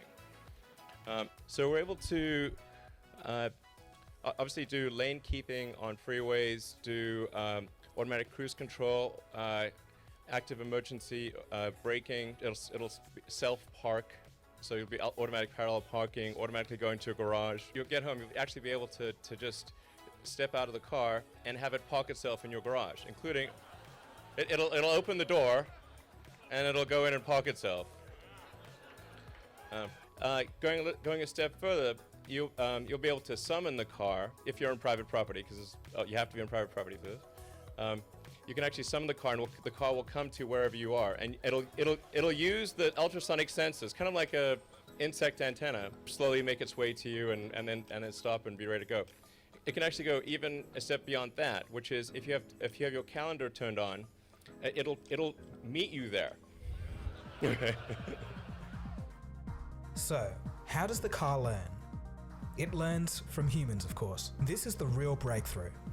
In a recent press conference, Musk referred to each Model S owner as an expert trainer that feeds a collective AI network by simply just driving the vehicle on autopilot. In other words, each Tesla driver trains their car when they drive in autopilot mode. By doing this, they reinforce wanted driving behavior from the car and discourage unwanted driving behavior. But the interesting thing is, all Teslas are part of a fleet. So when one car learns, it teaches that to all Teslas over a network, so they all learn together. It's basically a hive mind of Teslas. It almost seems like the perfect combination of machine learning and autonomy. Really cool stuff. Since there are tens of thousands of humans training the Teslas, and all the Teslas learn together, that makes for a lot of instructional data, so all the Teslas should get very good at driving very quickly. Elon says that the system should improve every day by updating the driving algorithm. He goes on to say that Model S owners could add approximately 1 million miles of new data every day. It's interesting to note that just a few weeks after the release, Model S owners on websites such as the Tesla Motors Club are already describing how autopilot is improving by itself. Here's one example. One guy tested autopilot on roads with aggressive curves, which Tesla does not recommend. But still, as it turns out, the system is learning how to handle sharp curves pretty fast. The user with the name $sign states that the first time he used the car to take a curve at full speed, the car didn't stay in the lane and issued the take control immediately alert. After a few times more on this curve, with firm pressure on the steering wheel, the car started to learn to slow down first and then take the corner, and today the car has no issue taking the curve. It's definitely learning. I'll leave a link to the forum in the description below so you can take a look for yourself at what the reactions are of the drivers whose cars are starting to learn how to drive. It's pretty fascinating stuff, and it's safe to say what was once thought to be science fiction is now a reality today. Alright, so let's go deeper. How exactly does this work? According to Elon, there are 4 pillars for autonomous driving. The first one is a long-distance radar system that can see through virtually anything. This means sand, snow, dust, and other things that the human eye might not be able to see through. The second enabling technology is cameras with image recognition software. The third, ultrasonic sensors, and the fourth is satellite imagery with real-time traffic. When these systems are all integrated, you get a very robust overall system that almost acts like a digital extended safety cushion of technology for your car. So how is it like to drive? Here's some insight courtesy of CNET. So we're going to try a lane change here. There's a car in my blind spot right now, so it won't do it. The car is gone. Let's see if it'll change now.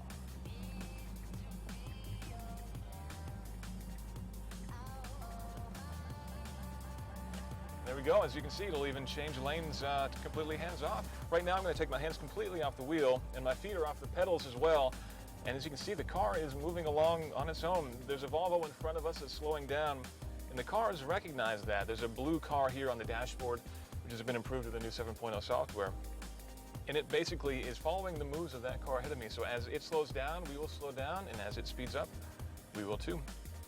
Okay, so before we wrap up the video, let's hear a bit from Elon about the new technology. This is him on the subject of legal implications. But if it's on autopilot and a driver says, hey, you know, this was supposed to change lanes for me and instead it hit this barrier, I want Tesla to be responsible for this. Yeah, I think we're going to be quite clear with customers that the responsibility remains with the driver. Okay. We're not asserting that the car is capable of driving in the absence of driver oversight. That will be the case at some point in the future, like maybe 5 or 6 years from now. I think we'll be able to achieve true autonomous driving where you could literally get in the car, go to sleep, and wake up at your destination. A couple of years ago, I thought it was more like 10 years, but based on the rate of improvement that I'm seeing and the progress we're making, I think we'll probably be able to do it in 5 or 6 years. And the standard for fully autonomous driving is going to be much greater than for a person. Right. Because if it's just equivalent, that wouldn't be enough. But in order to do that, you have to have fully redundant systems. Everything's got to be redundant so that any one system breaking does not result in an accident. And you also have to prove that out over millions of miles of driving. So I know what a few of you are thinking. What about hacking? It's a lot like a cell phone or a laptop.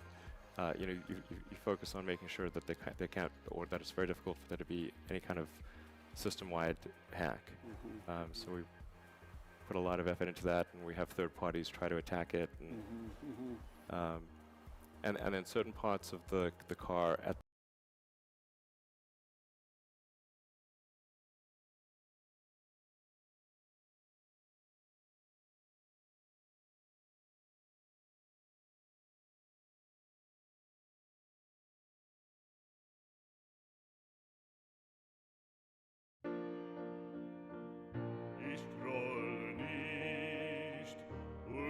das Herz auch bricht, ewig verlorenes Lieb, ewig verlorenes Lieb, ich grolle nicht, ich grolle.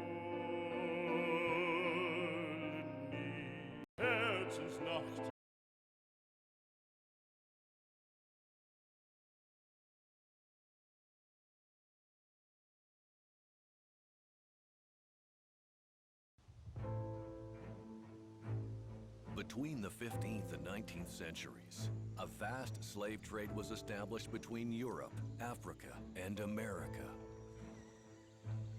Which provides the best acceleration for your money, the internal combustion engine or the electric motor? Representing fossil fuels is the Nissan GT-R. Flying the flag for electricity is the Tesla Model S.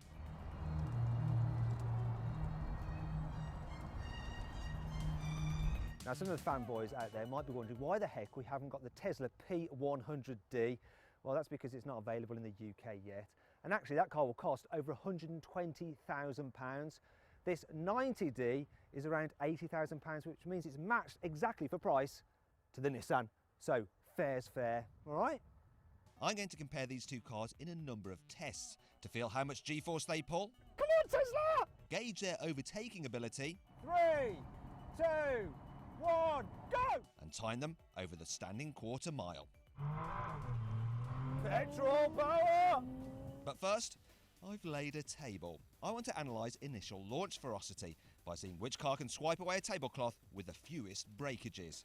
First up is petrol power. So to launch the GTR, all I have to do is put all the switches into race mode, gearbox into auto, floor the brake, then floor the throttle and release the brake. Let's see what happens.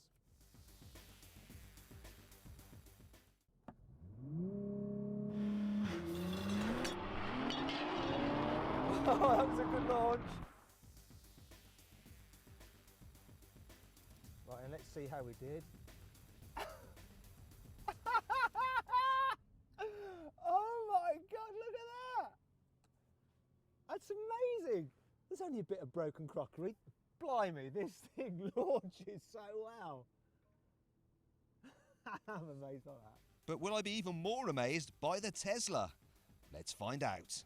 Okay, so on this particular car, there's no launch control as such, but I can turn creep mode off, and then it's just a case of putting it into drive and flooring the throttle. So here goes.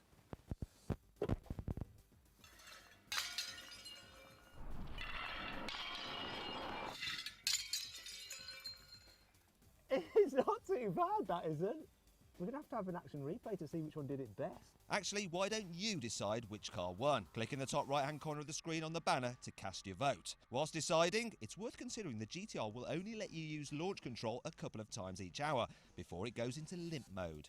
Right then, on with the next test. Legend has it that to show off the acceleration of his Cobra, Carroll Shelby once put a $100 bill on the dash, then asked a passenger to reach for it while the car was accelerating, and if they could get the money, they could keep it. So we're going to recreate that test with the GTR and Josh as the passenger. Hello. Josh is our production assistant, and Josh works out, so he's got good core muscles, but I'm going to see if he can reach, not a $100 bill, because I'm a bit meaner, it's a £10 note. Right, I'm going to launch this thing. Well, I'm going to be driving along at 30 miles an hour in second gear. I'm going to floor it, I'll say go, and you try and get the money before we reach 100 miles an hour. Exactly. See if you can. No, that's right. You pull your seatbelt out like that so it doesn't lock down on you. Now, are you ready to go? I'm ready. Okay. Go. Come on, car! Oh! You got that at 87 miles an hour. Damn it! That was tough. What are you going to spend it on, Josh? Dinner tonight? Yeah, you're a cheap date, aren't you? Unlike Josh, the GTR isn't a cheap date. In fact, it's rather expensive to run. I averaged just 30 miles per gallon from it. Still, its hand-built 3.8 litre twin-turbo V6 produces an incredible 637 newton-meters of torque, though it doesn't peak until 3,600 RPM. The Tesla Model S 90D, on the other hand, can cost very little to run if you charge it at one of Tesla's superchargers. Combined, the front and rear electric motors actually beat the GTR's torque figure, and its 660 newton-meter output is delivered instantly. But at 2,108 kilograms, it weighs over 350 kilos more than the GTR. So, what effect does all this have? Right then, Josh, we're going to do the same test again, this time in the Tesla. Double or quits. If you can get it, keep both tenors and maybe take someone else out for dinner as well. If you can't, you have to give me the other one back. Right, I'm cruising at 30. See if you can get it before we hit 100. Okay. Ready? Ready. Go. Come on, Tesla! No! Oh, 70 miles an hour. You got it at 70. That was hard. That was hard, it seemed easier. Well, initially it's much harder. I got launched back, I think, a bit more than on the Nissan, but it kind of dies towards the end, and that's when I could claim the extra £10. Okay, right. Damn it! I'm down 20 quid. The Tesla is down too, but not out, as there's a real-life scenario where its reactions could give it the upper hand. That moment when you see a gap in traffic and want to overtake instantly. Okay, so for this, we're going to get up to 50 miles an hour. I'm in automatic, obviously he's always in automatic. I'm going to count down, and then we're going to floor the throttles and just see what happens. Right? Let's do it, let's get up to 50. Here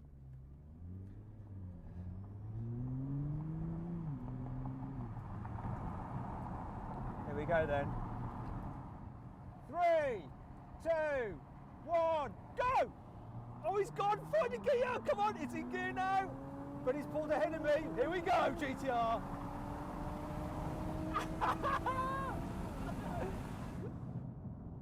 I think that proves a lot. So, instant acceleration on that. While this is trying to find a gear when you floor the throttle, that's gone.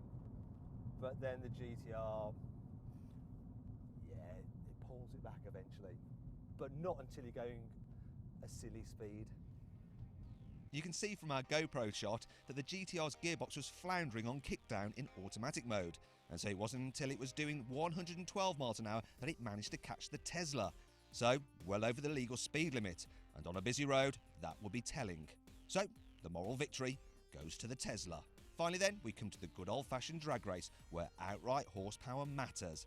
And an £80,000 Nissan GTR has 570 horses, whereas 80 grand will only get you an all-wheel drive Tesla 90D with 417 horsepower. But how much of an advantage, if any, will going gasoline give you? Right, here we go then. Standing quarter race. This is what Godzilla was born to do. Come on, Godzilla. Let's have this. Let's have this. Go! I know it's got straight in heat, but I'm away now. Petrol power!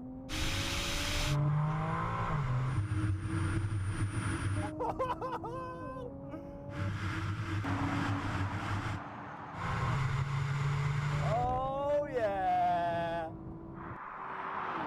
That's it. I mean, that Tesla got away, same speed, for the first 10 metres. But horsepower's what counts. And this has got more power. The Nissan did the standing quarter mile in an incredible 10.9 seconds.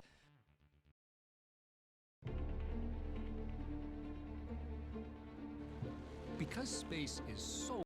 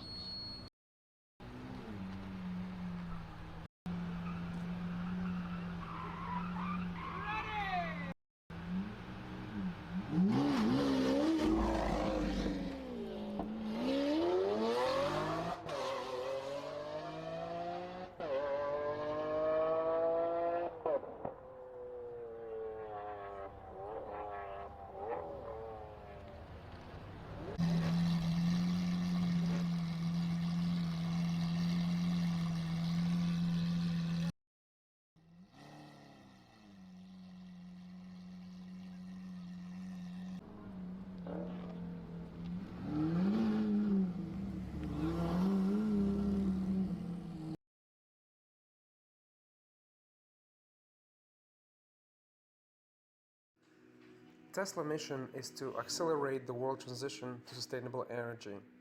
To achieve that, Tesla created the Gigafactory, a lithium-ion battery factory under construction in partnership with Panasonic, primarily for Tesla motors. The most important piece of technology that Tesla is working on isn't an electric car. It isn't a solar roof, it's a battery. Not the Powerwall or the new Powerwall 2, but a chunky, squat cylinder like an oversized shotgun shell called the 2170. The commercial industrial battery cell of choice for the last few years has been the well-known 18650, with internal capacity of 3000 milliamps and energy density of around 250 watt-hour per kilogram. The thicker, longer 2170, named for its approximate 21 millimeters diameter and 70 millimeters in length, increases on the 18650 energy density significantly, where the 66 cubical centimeters volume of the old 18650 cell translates into a maximum electrical charge of around 3000 milliamps.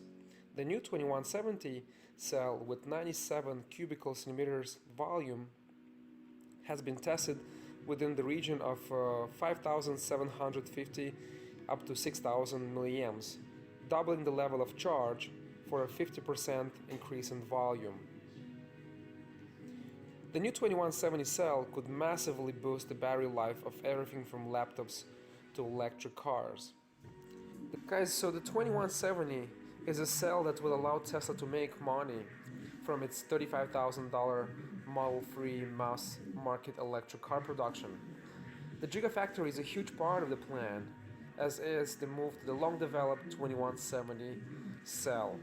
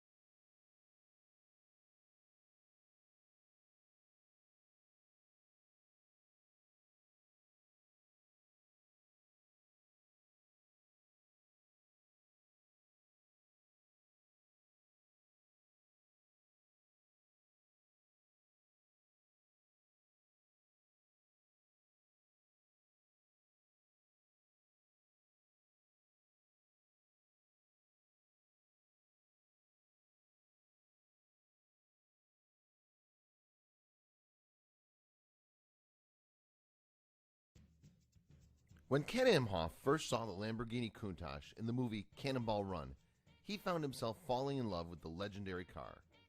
This started him on a journey that culminated 17 years later when he unveiled what he had kept under wraps for so long. What he made with his own two hands is so amazing that I almost couldn't speak. You seriously don't want to miss this. Run, he fell in love with the Lamborghini Countach so much that he knew he had to have one. Affording it was another matter though, so he decided he would make his own. This is an English wheel.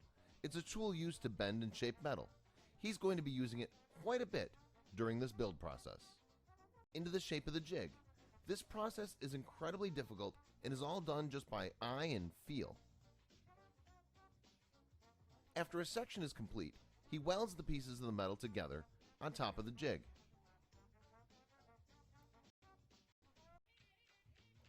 Connection would do for this build. Ken literally thought of everything. The headlights fit. This is a 100% handcrafted aluminum tube frame. You won't find many people who can create a car frame from scratch. First thing to go in were the transmission and engine. This beast is going to be packing a Boss 351 V8, which is mated to a ZF 5-speed manual gearbox. This thing looks absolutely beastly. The rear end and suspension is now hooked up. That's one beautiful looking setup. This car needs two radiators to keep this engine cool. There's one situated on each side of the car to allow air from the side scoops to hit them. The internals look like they're finally complete. The assembly looks like it's nearing completion. Now it was time to apply the primer and body filler. That rear end is probably one of the most recognizable images in car history. You should be extremely proud of your work, Ken. This thing looks absolutely gorgeous, and it isn't even painted yet. Now this is one of the most epic DIY builds I have ever seen. That's pure heaven in a picture. There was a slight problem that needed to be solved before this thing could be brought into the light, however. Because it was built in his basement, Ken had no way to get this thing up to the surface. So he did what any man would do. He knocked out a basement wall, he hired a contractor to tear down a wall in the basement and excavate the area around it to create a ramp to allow the car to be pulled out. Once they got it to the surface, it's easy to see why this thing is so special. Almost everything on the car was completely hand done. Even the Lamborghini doors were handmade by Ken himself. I'd challenge anyone to call this out as a fake if they saw it rolling down the street. This thing is pure perfection. We've done quite a few unique car build stories. We've had the custom-built McLaren, which was really fantastic.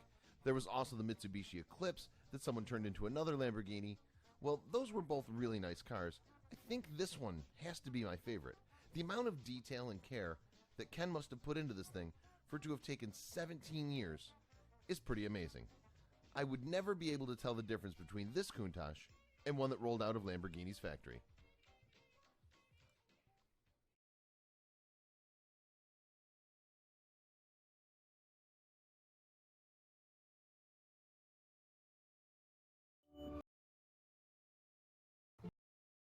Uh-oh, what you gonna do, boy?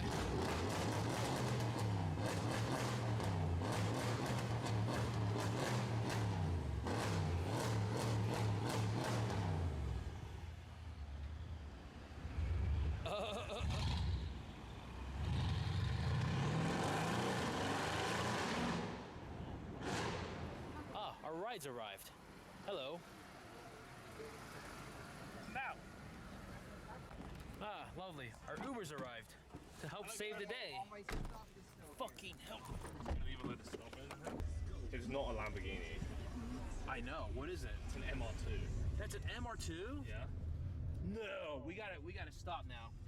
Stop the car right now. We gotta take a look. I'll go down the back end. Here we go. Here looks a bit off.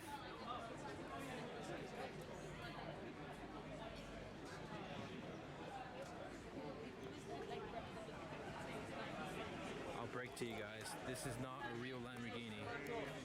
Pointed off an MR2. Look at this badge right here.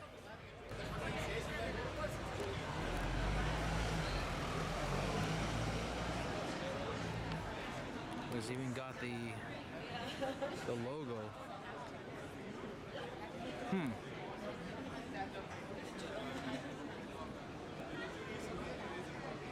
It's G9 KSA. I gotta turn my polarizer here. Toyota MR2 green, two-door saloon, petrol. First, what the?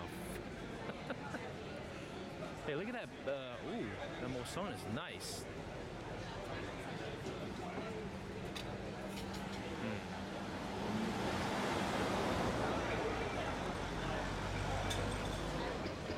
You sort of see the front. Zoom in on the air intakes. Yep, you can see it.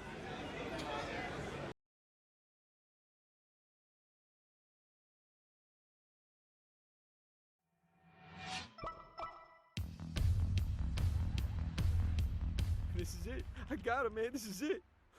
Oh, shit. GTA 5, GTA 5, GTA motherfucking 5. Oh.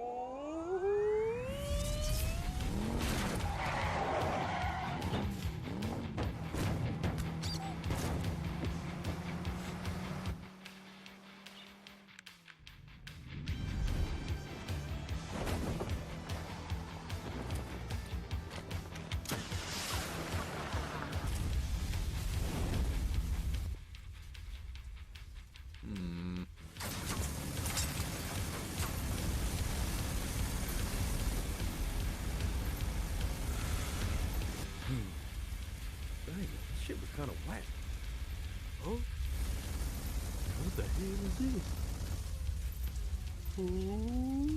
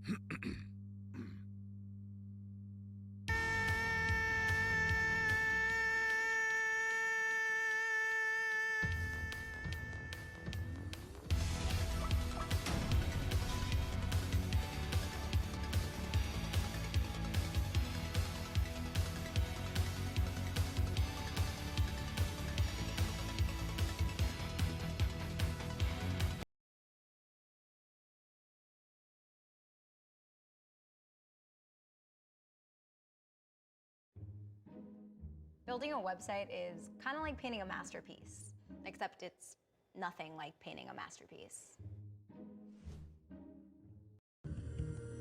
Every air disaster is news, but one of the most horrifying scenarios is a crash where a pilot is accused of bringing down the plane deliberately.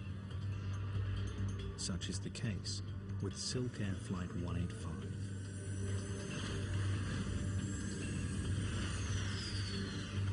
This is a story of confusion and conflict, of detective work and scientific deduction.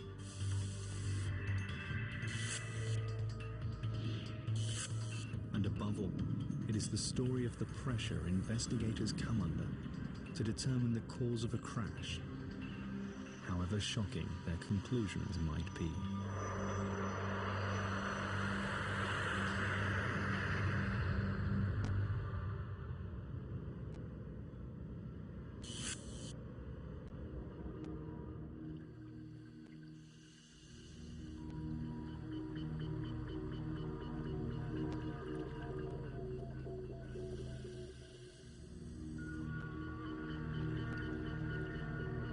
In the early days of 1998, a voice recorder is recovered from the mud of the Musi River in Indonesia. Crash investigators hope it contains a record of one of the most controversial disasters in aviation history.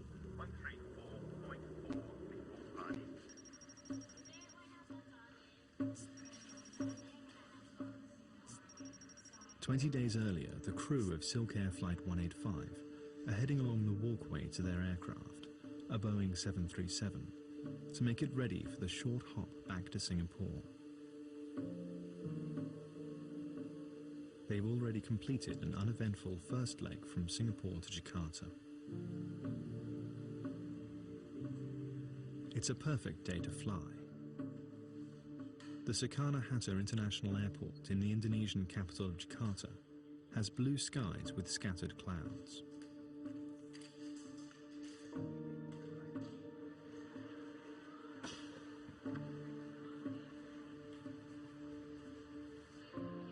"97 passengers are joining Flight 185 for the 1-hour, 40-minute journey to Singapore. They come from 14 different countries. The oldest passenger 77, the youngest 2. They are heading to Singapore during this holiday travel season.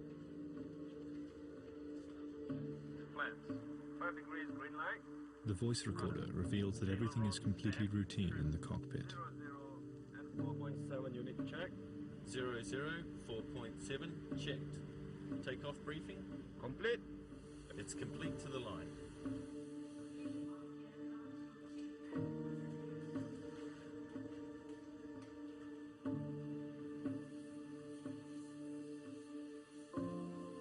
Both pilots have extensive flying experience. Captain Siu Wei Ming was a top fighter pilot with the Singapore Air Force before moving to Silk Air. First Officer Duncan Ward has over 2,000 hours flying experience. The atmosphere in the cockpit seems relaxed. Just give me 115 seconds to put on the infant seatbelt, you know. Never mind lah. You can take quite some time. You can take up to 3 seconds.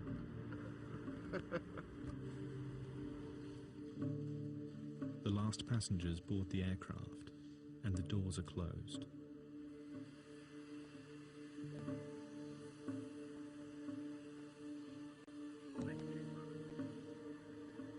Captain Siu and Duncan Ward carry on with normal cockpit conversation as the aircraft makes its way to the main runway. Line up and wait. Silk Air 185. They are also talking to the control tower to obtain clearance for takeoff. Airborne right turn, Papa Lima Bravo. Cleared for takeoff. Silk Air 185. That clearance comes at 3:37, and shortly after that, Flight 185 is airborne.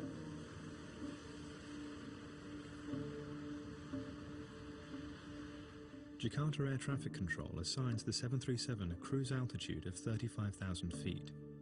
And as the aircraft passes through 19,000 feet, Captain Siu starts the familiar welcome routine. Good afternoon, ladies and gentlemen.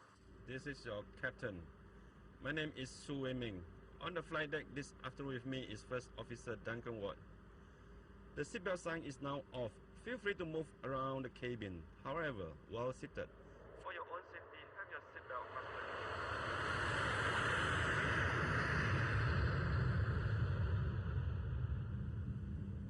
Everything about the flight is normal and routine. Passengers and the flight crew are offered a light meal and drinks. Just a couple. Some water? You want? Fine, thanks.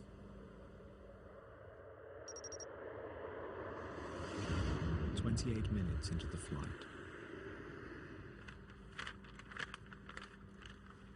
Go back for a while. Finish your plate. I am. Some water? No, thanks.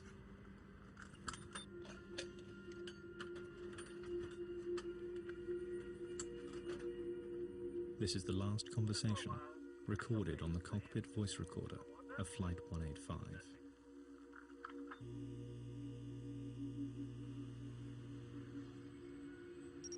But an exchange between the control tower and Duncan Ward is recorded in Jakarta some 5 minutes after that final conversation between Captain and First Officer. It's not known whether Captain Siu has returned to the flight deck at this stage, but Duncan Ward responds to the call, giving no indication of any problem on board. 185, roger. before party. Just over a minute later, Indonesian radar shows the plane beginning a rapid descent.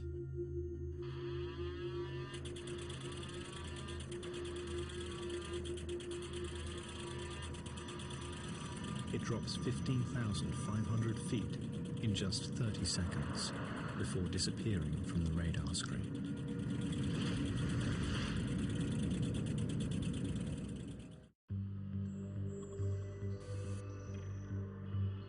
Planes are designed not to crash, and yet they do. And some of the world's top aviation minds are employed to find out precisely why. The air crash investigators. As an investigator, you hope that you can bring some positive to light out of a very tragic circumstance. My goal has always been, I want to enhance aviation safety. On December 19, 1997, Silkair Flight 185 disappears from the radar screen while on a routine flight from Jakarta to Singapore. There's no emergency call from the crew. I was working, and then the plane came from that side. It made a sound like rah, and then it made a U-turn to that side and crashed into the river with a big boom and a water splash. The village of Sukamaju sits on the bank of the Musi River near Palembang in Indonesia. This peaceful setting is shattered when Flight 185 smashes into the river just hundreds of yards from this small community. The villagers immediately launch their boats, but find only small pieces of debris and personal items. There is no trace of the 104 people aboard the aircraft.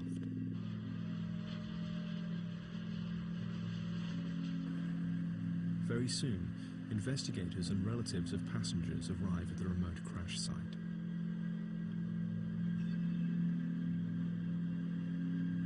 It's clear to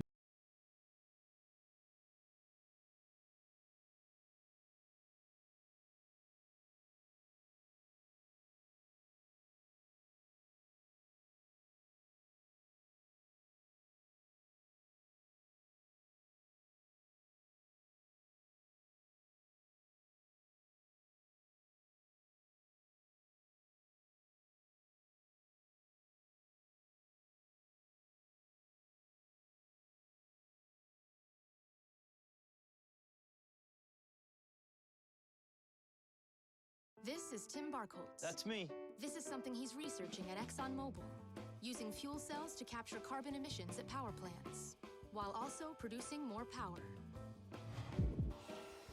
Energy lives here. Face ID? This mighty bullshit. Once you had a plastic surgery, you won't be able to unlock this motherfucking i10. Yo guys, Jonathan here with a couple familiar faces. Dave 2D. Not sure if you need an introduction. I mean, depends who you ask. The set might look familiar. I'm out in Canada right now. Toronto. Specifically Toronto. It's cold. But today is kind of related to iPhone 10, but also related to Pixel 2. There's been a lot of kind of crazy. This video sucks. The Pixel 2 XL screen burned in a matter of weeks. Oh yeah, I heard about that. And you say that it is a common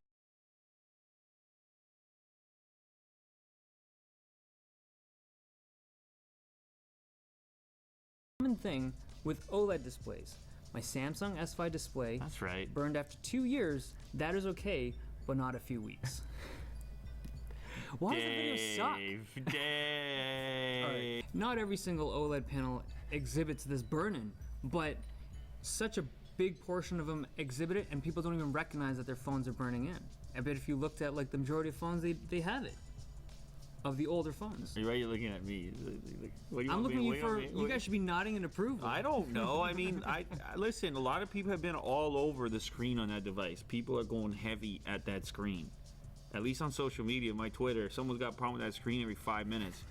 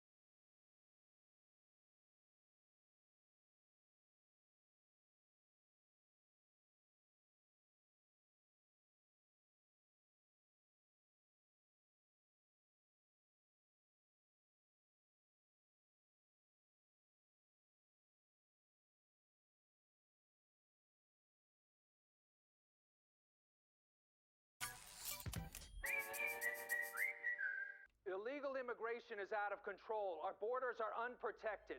We need to build the wall. Ay, Dios mío, Gaby. Eso me asusta. Pero abuela tiene razón. Hay tanta gente ilegal aquí y destruyen a nuestra economía. Una pared pondría fin a la inmigración ilegal. Oh, no, eso es súper incorrecto. La verdad es que la pared no lograría nada. Building a wall would actually increase the number of illegal immigrants in America. What? How could it possibly? Here, I'll show you. Just building the wall would be practically impossible. This is where it would be. Oh, no, el perrito. It would have to stretch over 2,000 miles of rough terrain, cutting through mountains, rivers, villages, and even people's homes. Disculpe, ¿puedo usar su baño? Ay, lo siento. Está en México. And all that destruction is monstrously expensive. Just building the wall would cost between $15 and $25 billion. Ay, el duende tiene magia demónica. It would easily be one of the single most expensive pieces of infrastructure in American history, costing as much as 20 Hoover dams or NASA's entire annual budget. That's one small step for man, one giant wall for no reason. Not to mention the astronomical cost of staffing and maintaining the wall, which taxpayers like you and your children will be stuck paying forever. I paid for the wall. My father's father paid for the wall. And one day you will pay for the wall. Because this is Wall World. Even just faking the wall for our show was prohibitively expensive. Looks like our CGI budget ran out. Oh. Okay, yes, it may be expensive, but that doesn't change the fact that once we build it, it will work. Not like you think. Increasing security at the border will never stop illegal immigration. Why not? No one's getting past me. Yes, they are, because it's estimated that between 27 and 40% of all undocumented immigrants in America came here on planes. I forgot about planes. These immigrants didn't sneak over the border. They came here legally, through passport control, then just overstayed their visas. And guess what? A border wall's not gonna stop them because, reminder, planes can fly over walls! You fools! You forgot about planes! We always forget about planes! Even by your estimate of visa overstays, the wall would still stop about half of America's 11 million illegal immigrants. No, it wouldn't, because of a little something called circular flow. Here, I'll show you. For decades, immigration to the U.S. was a circular flow. People would come, work for a bit, and then after they were done, go home to their families. Meet Douglas Massey. Thanks, Adam. My arms are getting pretty tired waiting for my cue. He's a professor at Princeton and a pioneering researcher on this topic.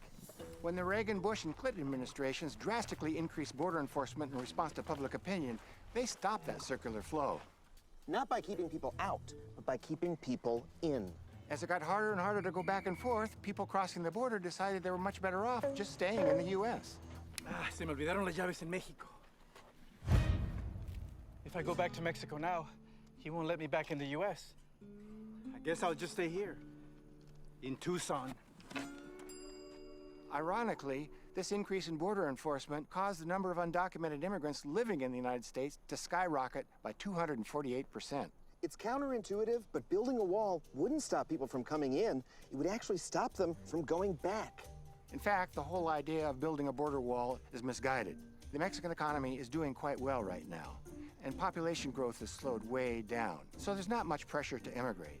The number of illegal border crossings is actually at an all-time low. If you're a professor, then why are you in the desert? I'm not. I'm a mirage. Ay, el duende tiene un amigo fantasma. Look, we already have what has to be the most militarized border between any two nations at peace. So the real issue of immigration isn't the people coming in. The fact is, they're already here. Nearly 1 out of every 30 people in America is an unauthorized immigrant. The only thing a wall stops is a discussion of actual solutions. Soy Alfonso Montañez, y esto Oh my God, Adam, you're right. The wall isn't the answer. Oh, good. I'm so glad I could help. Millions of people are already here. We need to deport them. Yes, deportation is the answer. No. En realidad, eso nunca funciona. Alfonso! Cuando regresemos te explicaré por qué la deportación no es ninguna solución en Alfonso Explica Todo. Hey guys, Adam here. If you like that, be sure to watch new episodes of Adam Ruins Everything every Tuesday at 10 on True TV. Kind of difficult to accept, but I ask that you keep an open mind and hear me out, because the evidence suggests that in specific situations, trophy hunting can really help endangered animals. But how? How can killing animals help animals? Come here, I'll show you. A counterintuitive argument about trophy hunting, as read by Adam Conover. Whoa! I'm an ostrich! I am a frogman, and in Africa, animals like these are in desperate straits. Oh my God, can I finally talk to animals? Do you love me? Hey, no touching! There are only 5,000 of us left alive, you know. I drink 50 gallons of water a day, and I'm not as thirsty as this girl. And the real threat to these animals isn't trophy hunters. Sup? I'm a rich bro, takes occasional hunting trips to Africa. What can I say? Kablamin' rare mammals makes me feel like a man. Meant to do that. Judge this dweeb all you want, but he's not why these animals are at risk of dying out. The real threats are loss of habitat and poaching. We're a criminal cartel that systematically kills thousands of animals a year. We cut off the horns and tusks and sell them to foreign businessmen. I shot Babar right through the heart for money. Poachers are organized, they're ruthless, and they are decimating animal populations. In some countries, rhino horn is believed to cure cancer and even hangovers, and sells for $28,000 a pound. That's more than gold or cocaine. Ugh, that's awful. Why don't the locals stop them? Well, they're kind of busy, you know, living their lives. Yeah, I got a family to feed. Why should I waste time protecting a freaking lion? In his defense, I do eat his livestock on the regs. Heck, sometimes I attack adults and children. Hey! And just as harmful to animal populations is the habitat loss caused by farming. These animals are literally running out of places to live. So some African nations came up with a plan. They took advantage of the existing demand for trophy hunting. I would like to bazooka one rhinoceros, please. And used it to fund animal conservation. Fine. There's an aggressive male who's too old to breed, has attacked 3 people, and killed 5 other rhinos. He's basically an off. You can shoot him for 350,000. Deal. This is what I choose to spend my money on for some reason. Here's your receipt and your I'm a rich jerk who shoots rhinos tote bag. What the hell? He's gonna kill a rhino. Yes, but we're going to use that money to save more rhinos. Say what? Yeah, in Namibia, revenue from trophy hunting is the main way they fund new wildlife conservancies. And in South Africa, a portion of the proceeds from trophy hunting is given directly to local landowners. And that incentivizes them to give the rhinos land to live on and to protect them from poachers. Hey, stay away from those rhinos! They're worth more alive than dead. Breed, my little money bags, breed. But he's keeping them alive so they can be hunted. Absolutely true. But still, this system works. 1/3 of all white rhinos in South Africa now live on private land, and their population has gone from just 100 to more than 18,000. I'm so confused. You know ostriches don't really do that, right? I don't care. It feels good. Veronica, I understand that this is hard to believe. I had a tough time with it too. But then I talked to Rosie Cooney, the chair of the Sustainable Use and Livelihood Specialist Group of the International Union for the Conservation of Nature. Whew, glad I got through that whole title. It's true, Veronica. Trophy hunting can be a valuable part of conservation efforts, even if you find hunting distasteful. It's not the hunters running these programs, it's the government agencies or sometimes even conservation groups themselves. The hunters' motives don't really matter. The money they generate can really help the animals who need it. But how do I know the money is going to the right place? Well, that's a good question. Like any program, where there's a lot of corruption or where things are badly managed, these programs don't work well at all. But that doesn't change the fact that when they are well managed, these programs can be a huge help for wildlife conservation. In Namibia, for example, 100% of the hunting concession fees go straight to the local communities. It's been a huge success. I don't know. I still think that we should ban trophy hunting and find another way to help these animals.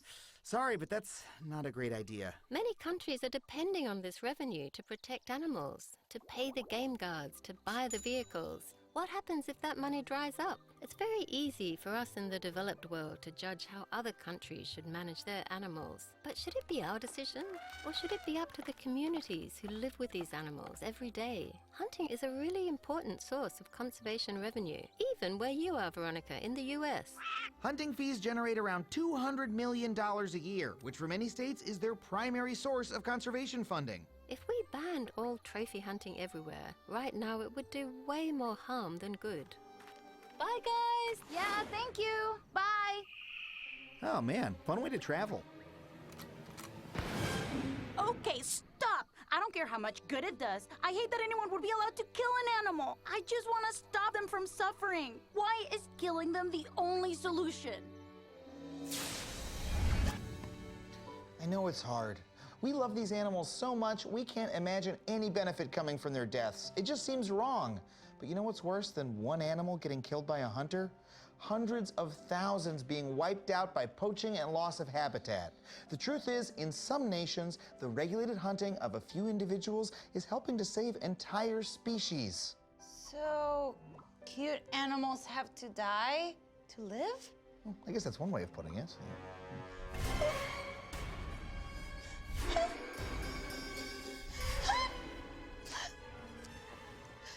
I'm doing this for your own good.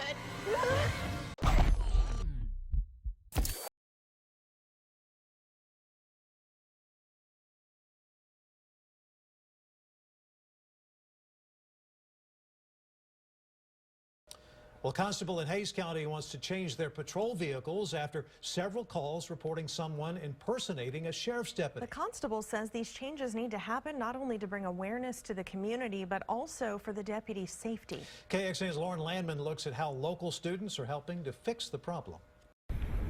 When the Hays County Sheriff's Office reported 3 separate instances of a person impersonating a cop on dark county roads, the community started to watch. But that attention came with an extra problem for the constable in Precinct 2. There's been 2 occasions where he's been called into the local police department here in Kyle, and he's been described as the cop impersonator. Both times, Constable Michael Torres says his deputy was pulling someone over. Those passing by saw this and became concerned. It really doesn't look like a actual police car, you know. Not many law enforcement agencies are this color of green. It's not just the color. Constable Torres says the lack of signage can be confusing for drivers, so he's adding more. We also cut out some decals for the back. We put that there, for visibility, if nothing else. And in just a few weeks, the entire truck will look completely different. This design, created by high school students, will be transferred from paper to truck. Making it a more professional looking police vehicle so people can identify us. And not mistake their department for anyone but a licensed deputy.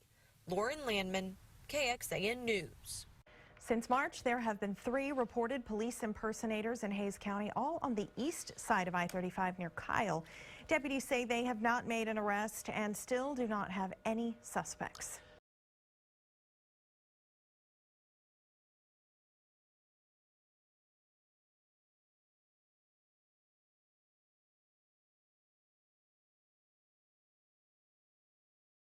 Decon No View No Touch Mousetrap. It kills mice instantly, but it spares you from having to see them or touch them.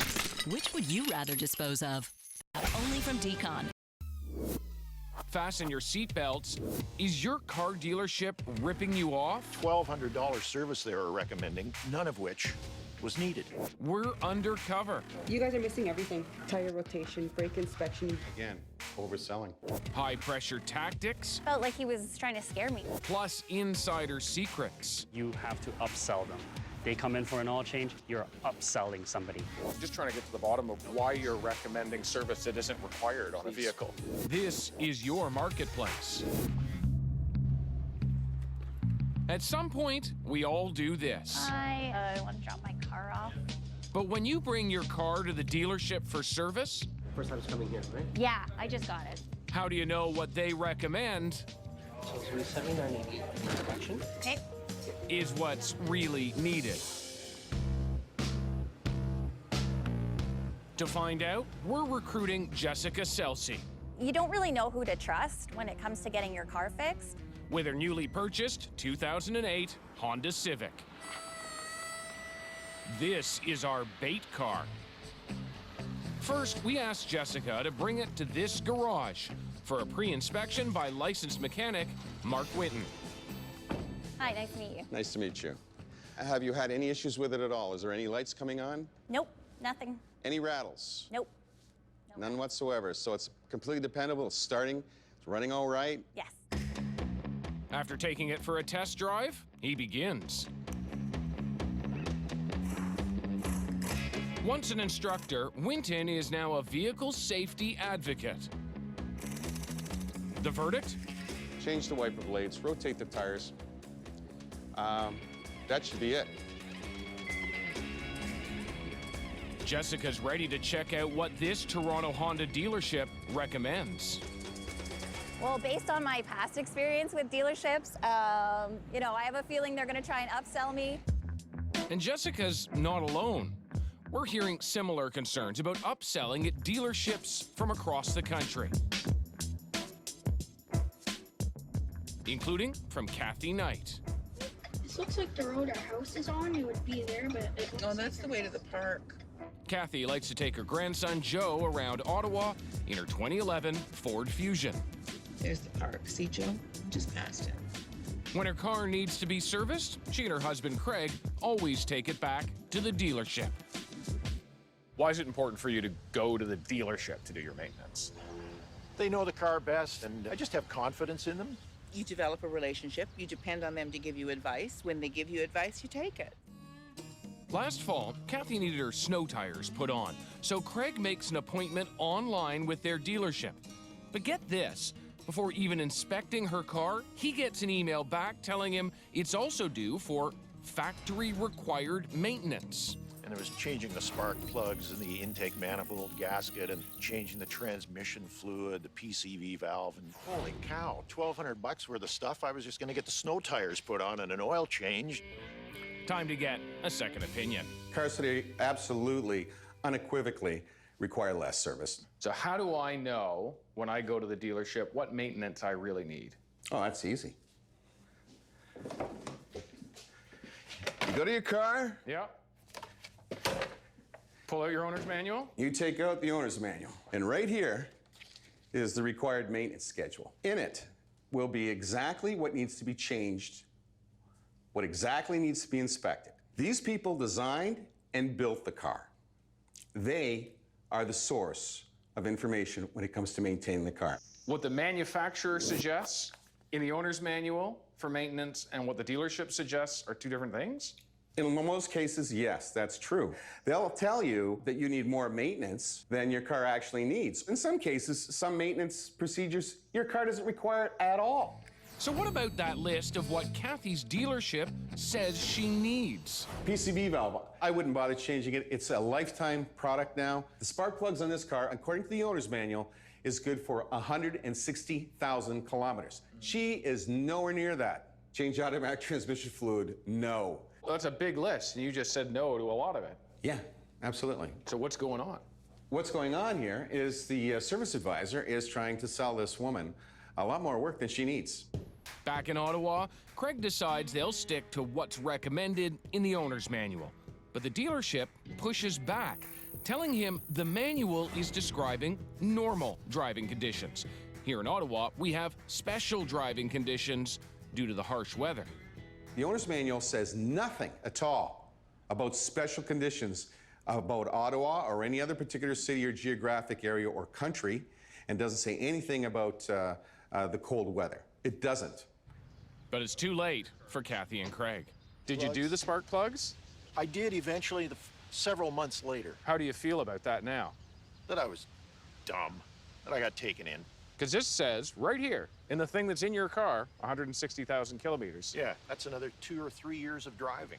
In spite of knowing better, I still did it. Because? Because they recommend it and they sort of plant that little seed of doubt and you think, well, maybe they do know what they're talking about. Dealerships in Canada can make, on average, only about $1,000 to $2,500 on each new car sale. So their service centers have become important money makers. Back on our undercover test, Jessica Selsey checks in at Parkway Honda. I got you booked in for a peace of mind inspection. Check the brakes, suspension, exhaust, lights, fluids, everything, the whole car. It's basically a safety inspection. Okay. Okay, thank you.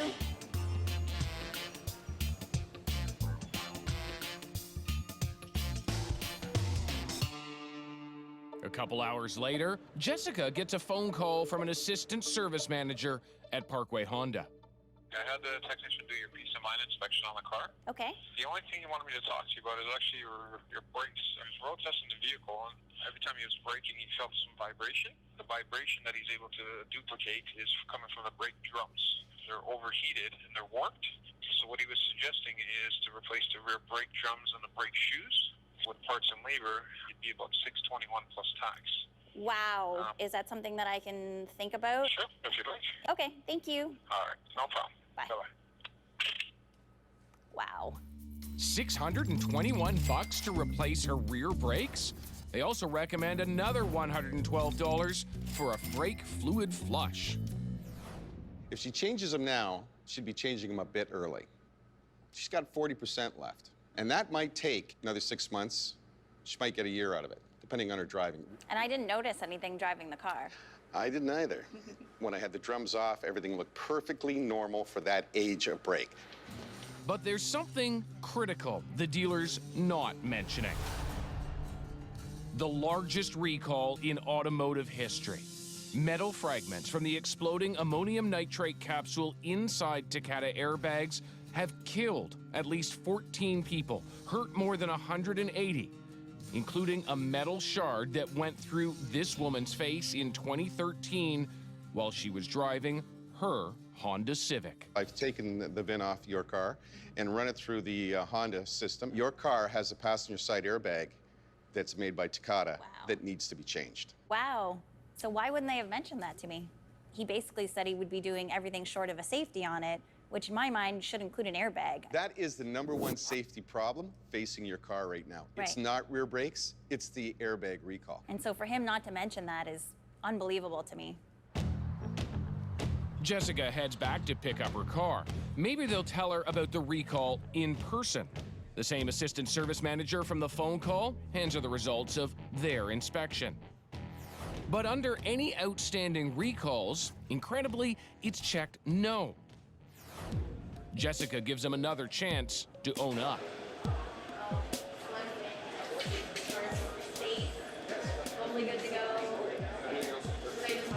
In the first 3 or 4 times I asked him if there was anything wrong with the car or if it had any other safety concerns other than the brakes, he said no.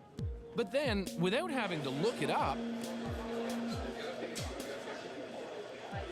he finally said at the end, oh yeah, I think there's a recall. And then he made mention that he didn't have the part and he'd have to book a later date for me. That just makes me sick because now I'm driving a car that's unsafe to both me and my passengers. we contact this assistant service manager for an explanation, but get no reply. Why would a dealership not tell a customer about this? The dealership has this business relationship that's special under contract with the manufacturing facility. In that agreement, they have to do work at a much reduced rate. Do you think that ever influences dealerships telling people about recalls? Absolutely. So did it influence Parkway Honda? For weeks, we've been asking Parkway Honda to come on camera to explain why they've been recommending Jessica get service she doesn't need, but not telling her about the service that she does need. Well, they've told us they're going to do an internal investigation, but they will not talk to us on camera. That's what they've said. Let's go chat with them. Service manager Era Pashian stops me at the door. Not allowed with the cameras. This is private property. We ask that you leave. Okay, but do you have an answer about why she's not being told about the recall? Please leave. Since you're not allowed here, But it's you know, that's not an answer to the question about why she's not being told about a recall. Thank you. It's still not an answer. Exactly. The upsell continues. A power steering flush. Your steering, you know, is probably going to get tighter. That's just funny. It's like totally made up. This is your marketplace. The real deal on dealerships. We're heading undercover again, testing the advice you get at dealership service centers. Bait car number 2, a 2013 Jeep Wrangler. The owner, Eric, works for us. And for months, he's been getting emails telling him to bring the Jeep in for service. So we asked him to make an appointment here at Toronto Chrysler Dodge Jeep Ram.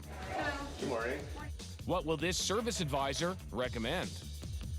Definitely an oil change. It should be 6,000 or 3 months, whichever comes first. But check out Eric's owner's manual. It says it can be up to 16,000 kilometers or 12 months before the change oil message appears. There is no message, and it's only been 8 months and just over 2,000 kilometers since Eric's last oil change.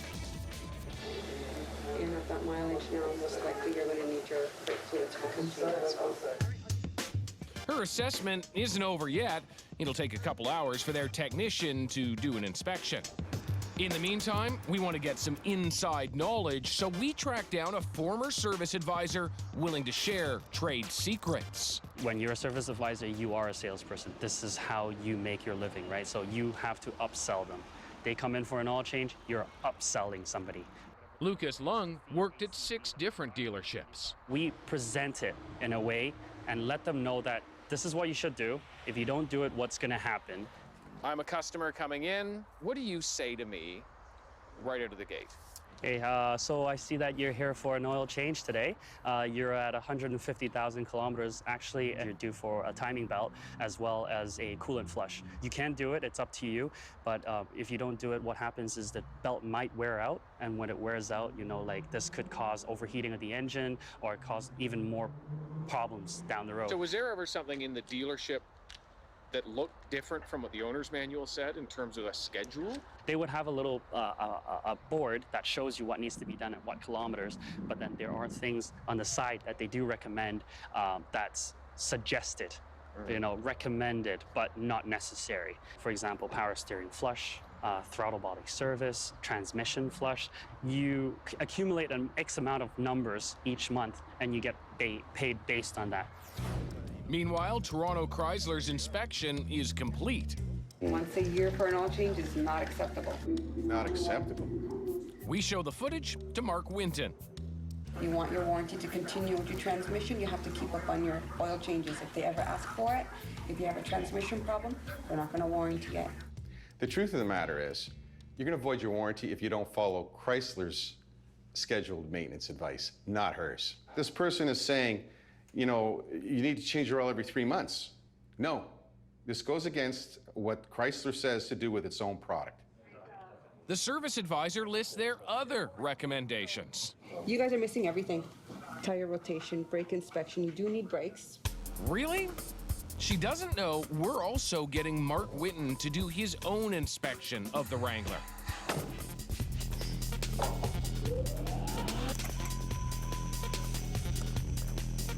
So does he need brakes? I wouldn't do that. I would wait another year or 2. Given how much this car is being driven, it makes no noise. The brakes have full power. Are they worn down? Yeah, they're about half worn down. But the owner's going to get another year or 2 out of this. No problem. The service advisor's not finished. You need an alignment, okay? You need to replace your filters. A whole bunch of things you guys need to do. Your air filter should be replaced once a year. I just inspected this car. It does not need alignment. The air filter doesn't need to be replaced once a year, according to the maintenance schedule. Again, overselling. There's a conflict of interest in this business, and it's kind of hidden. People don't know they work on commission, but they do. I would say 90% of these dealerships do work by commission. How much of your salary could end up being on commission? More than 50%. More than 50%? More than 50%. Really? One of the dealerships I have worked for, I was 100% on commission. Was that an incentive to sell something that either wasn't necessary or wasn't necessary at that moment? Yes, I would definitely say so. Being on 100% commission, I was very nervous like every day because you don't know how much you're going to be making. Some customers may not necessarily need it right away, but they're obligated to do it because of how I advise it, how I put it on the table. Back at the dealership. Your spark plugs are due. Spark plugs basically is the brain of the vehicle. If something goes wrong, first thing we're going to check is your spark plug. Well, we checked the spark plugs in the owner's manual, and it says Eric's don't need to be changed for another 107,000 kilometers or 6 more years. A power steering flush. Your steering, is probably going to get tighter because it needs to be flushed at that mileage right now. They do not recommend flushing it. And as far as this other stuff, it might get tighter, the steering. That's a great one. I mean, that's just funny. It's like totally made up. Think about it, okay? Just don't wait too long. If you have any questions, just give me a call. Okay? We do have questions. We call and email, but this service advisor doesn't reply. We also contact the dealership. But getting answers from Toronto Chrysler, Jeep, Dodge, Ram, that's been the tricky part. So we're going to pay them a visit, ask in person. General Manager Dave Dodds. Hey, how are you? Good, how are you? Good. I'm David with CBC Marketplace. David, I'm sorry, but this is private property. I'm afraid I'm going to have to ask you to go. I can go, but I'm just trying to get to the bottom of why you're recommending service that isn't required on a vehicle, or why you're recommending service more frequently than the manufacturer. Do you have a sense on that? Why you're recommending that service that often? Do your service advisors work on commission? The dealership is owned by Auto Canada, based here in Edmonton. With 65 franchises across the country, it's one of the largest auto dealer groups in Canada. We do some digging and find out so far this year they have made more on service than they have on selling new and used cars combined. Well, we asked for some more information. They won't come on camera, but the president of Auto Canada writes to us and says he applauds the manufacturer's maintenance schedule without explaining why his dealership isn't using it. Will the government crack down? If someone is found guilty, the penalty can range from a fine to jail time, potentially. This is your marketplace. Get more Marketplace. Sign up for our weekly newsletter.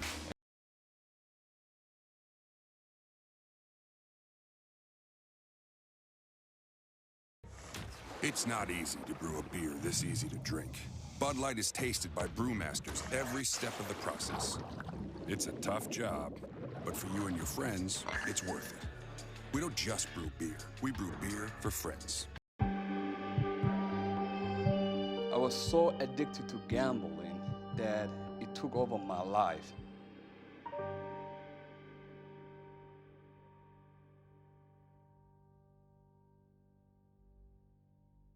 Adam Osmond was once one of the most prolific gamblers in the US. This is probably about $1 million, but then again, that's only the last 2 years of my gambling, and that's just a small part of it. I came here to go to college, and I've been here ever since. I got married, have my children, and I've been here almost 30 years now. The tragic thing with Adam, he used his abilities, he used his hard work, and he fell victim to one of the other things in America, what I've heard called the jackpot mentality. Adam used to run 2 convenience stores in Connecticut. Between 2002 and 2008, he started spending thousands of dollars on the lottery in his store every week. And the only reason why I was in that business was just to support my addiction. This is $10 that has never even been scratched. These are $30 a ticket. I will buy them by the book. Each book is 25 or 30, and you multiply 30, that's about $900. So I was hiding the tickets from my family, and I was so addicted to gambling that it took over my life. He knew what he was doing was destroying himself and his family. In March 2008, Adam suffered a nervous breakdown after over a decade of compulsive gambling. The first week, I printed about 54,000 tickets. None of them was cash. Didn't even check it. You cannot even possibly check all those numbers. The Connecticut Lottery called me because I didn't pay for it. I couldn't pay for it. I was crying for help. By law, they're supposed to shut my machine by that time.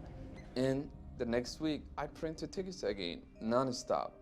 For 3 weeks, Adam printed over $250,000 worth of lotto tickets before his machine was finally shut down. The Connecticut Lottery did not shut my machine off when I was late payment or even when I print all those tickets because I was very valuable to them and I was one of their best customers. He was the first and only gambling addict to be convicted for printing lottery tickets. It's really sad because, you know, this used to be my family in here and now they are not here. And, you know, when I look at it around the house and, you know, that was my daughter's. After being charged, Adam was ordered to pay the sum of the tickets printed, despite never cashing any of them in. His wife and 3 children, 3 girls, had to go to Virginia to live with relatives because of his financial ruin. And he sends money to them and he lives in squalor. And because these tickets, my family cannot live here. And I'm still paying for this, a piece of papers that destroyed my family. And Connecticut Lottery will claim that this is revenue for the government. In the US, the odds of winning the overall lottery are approximately 1 in 258 million.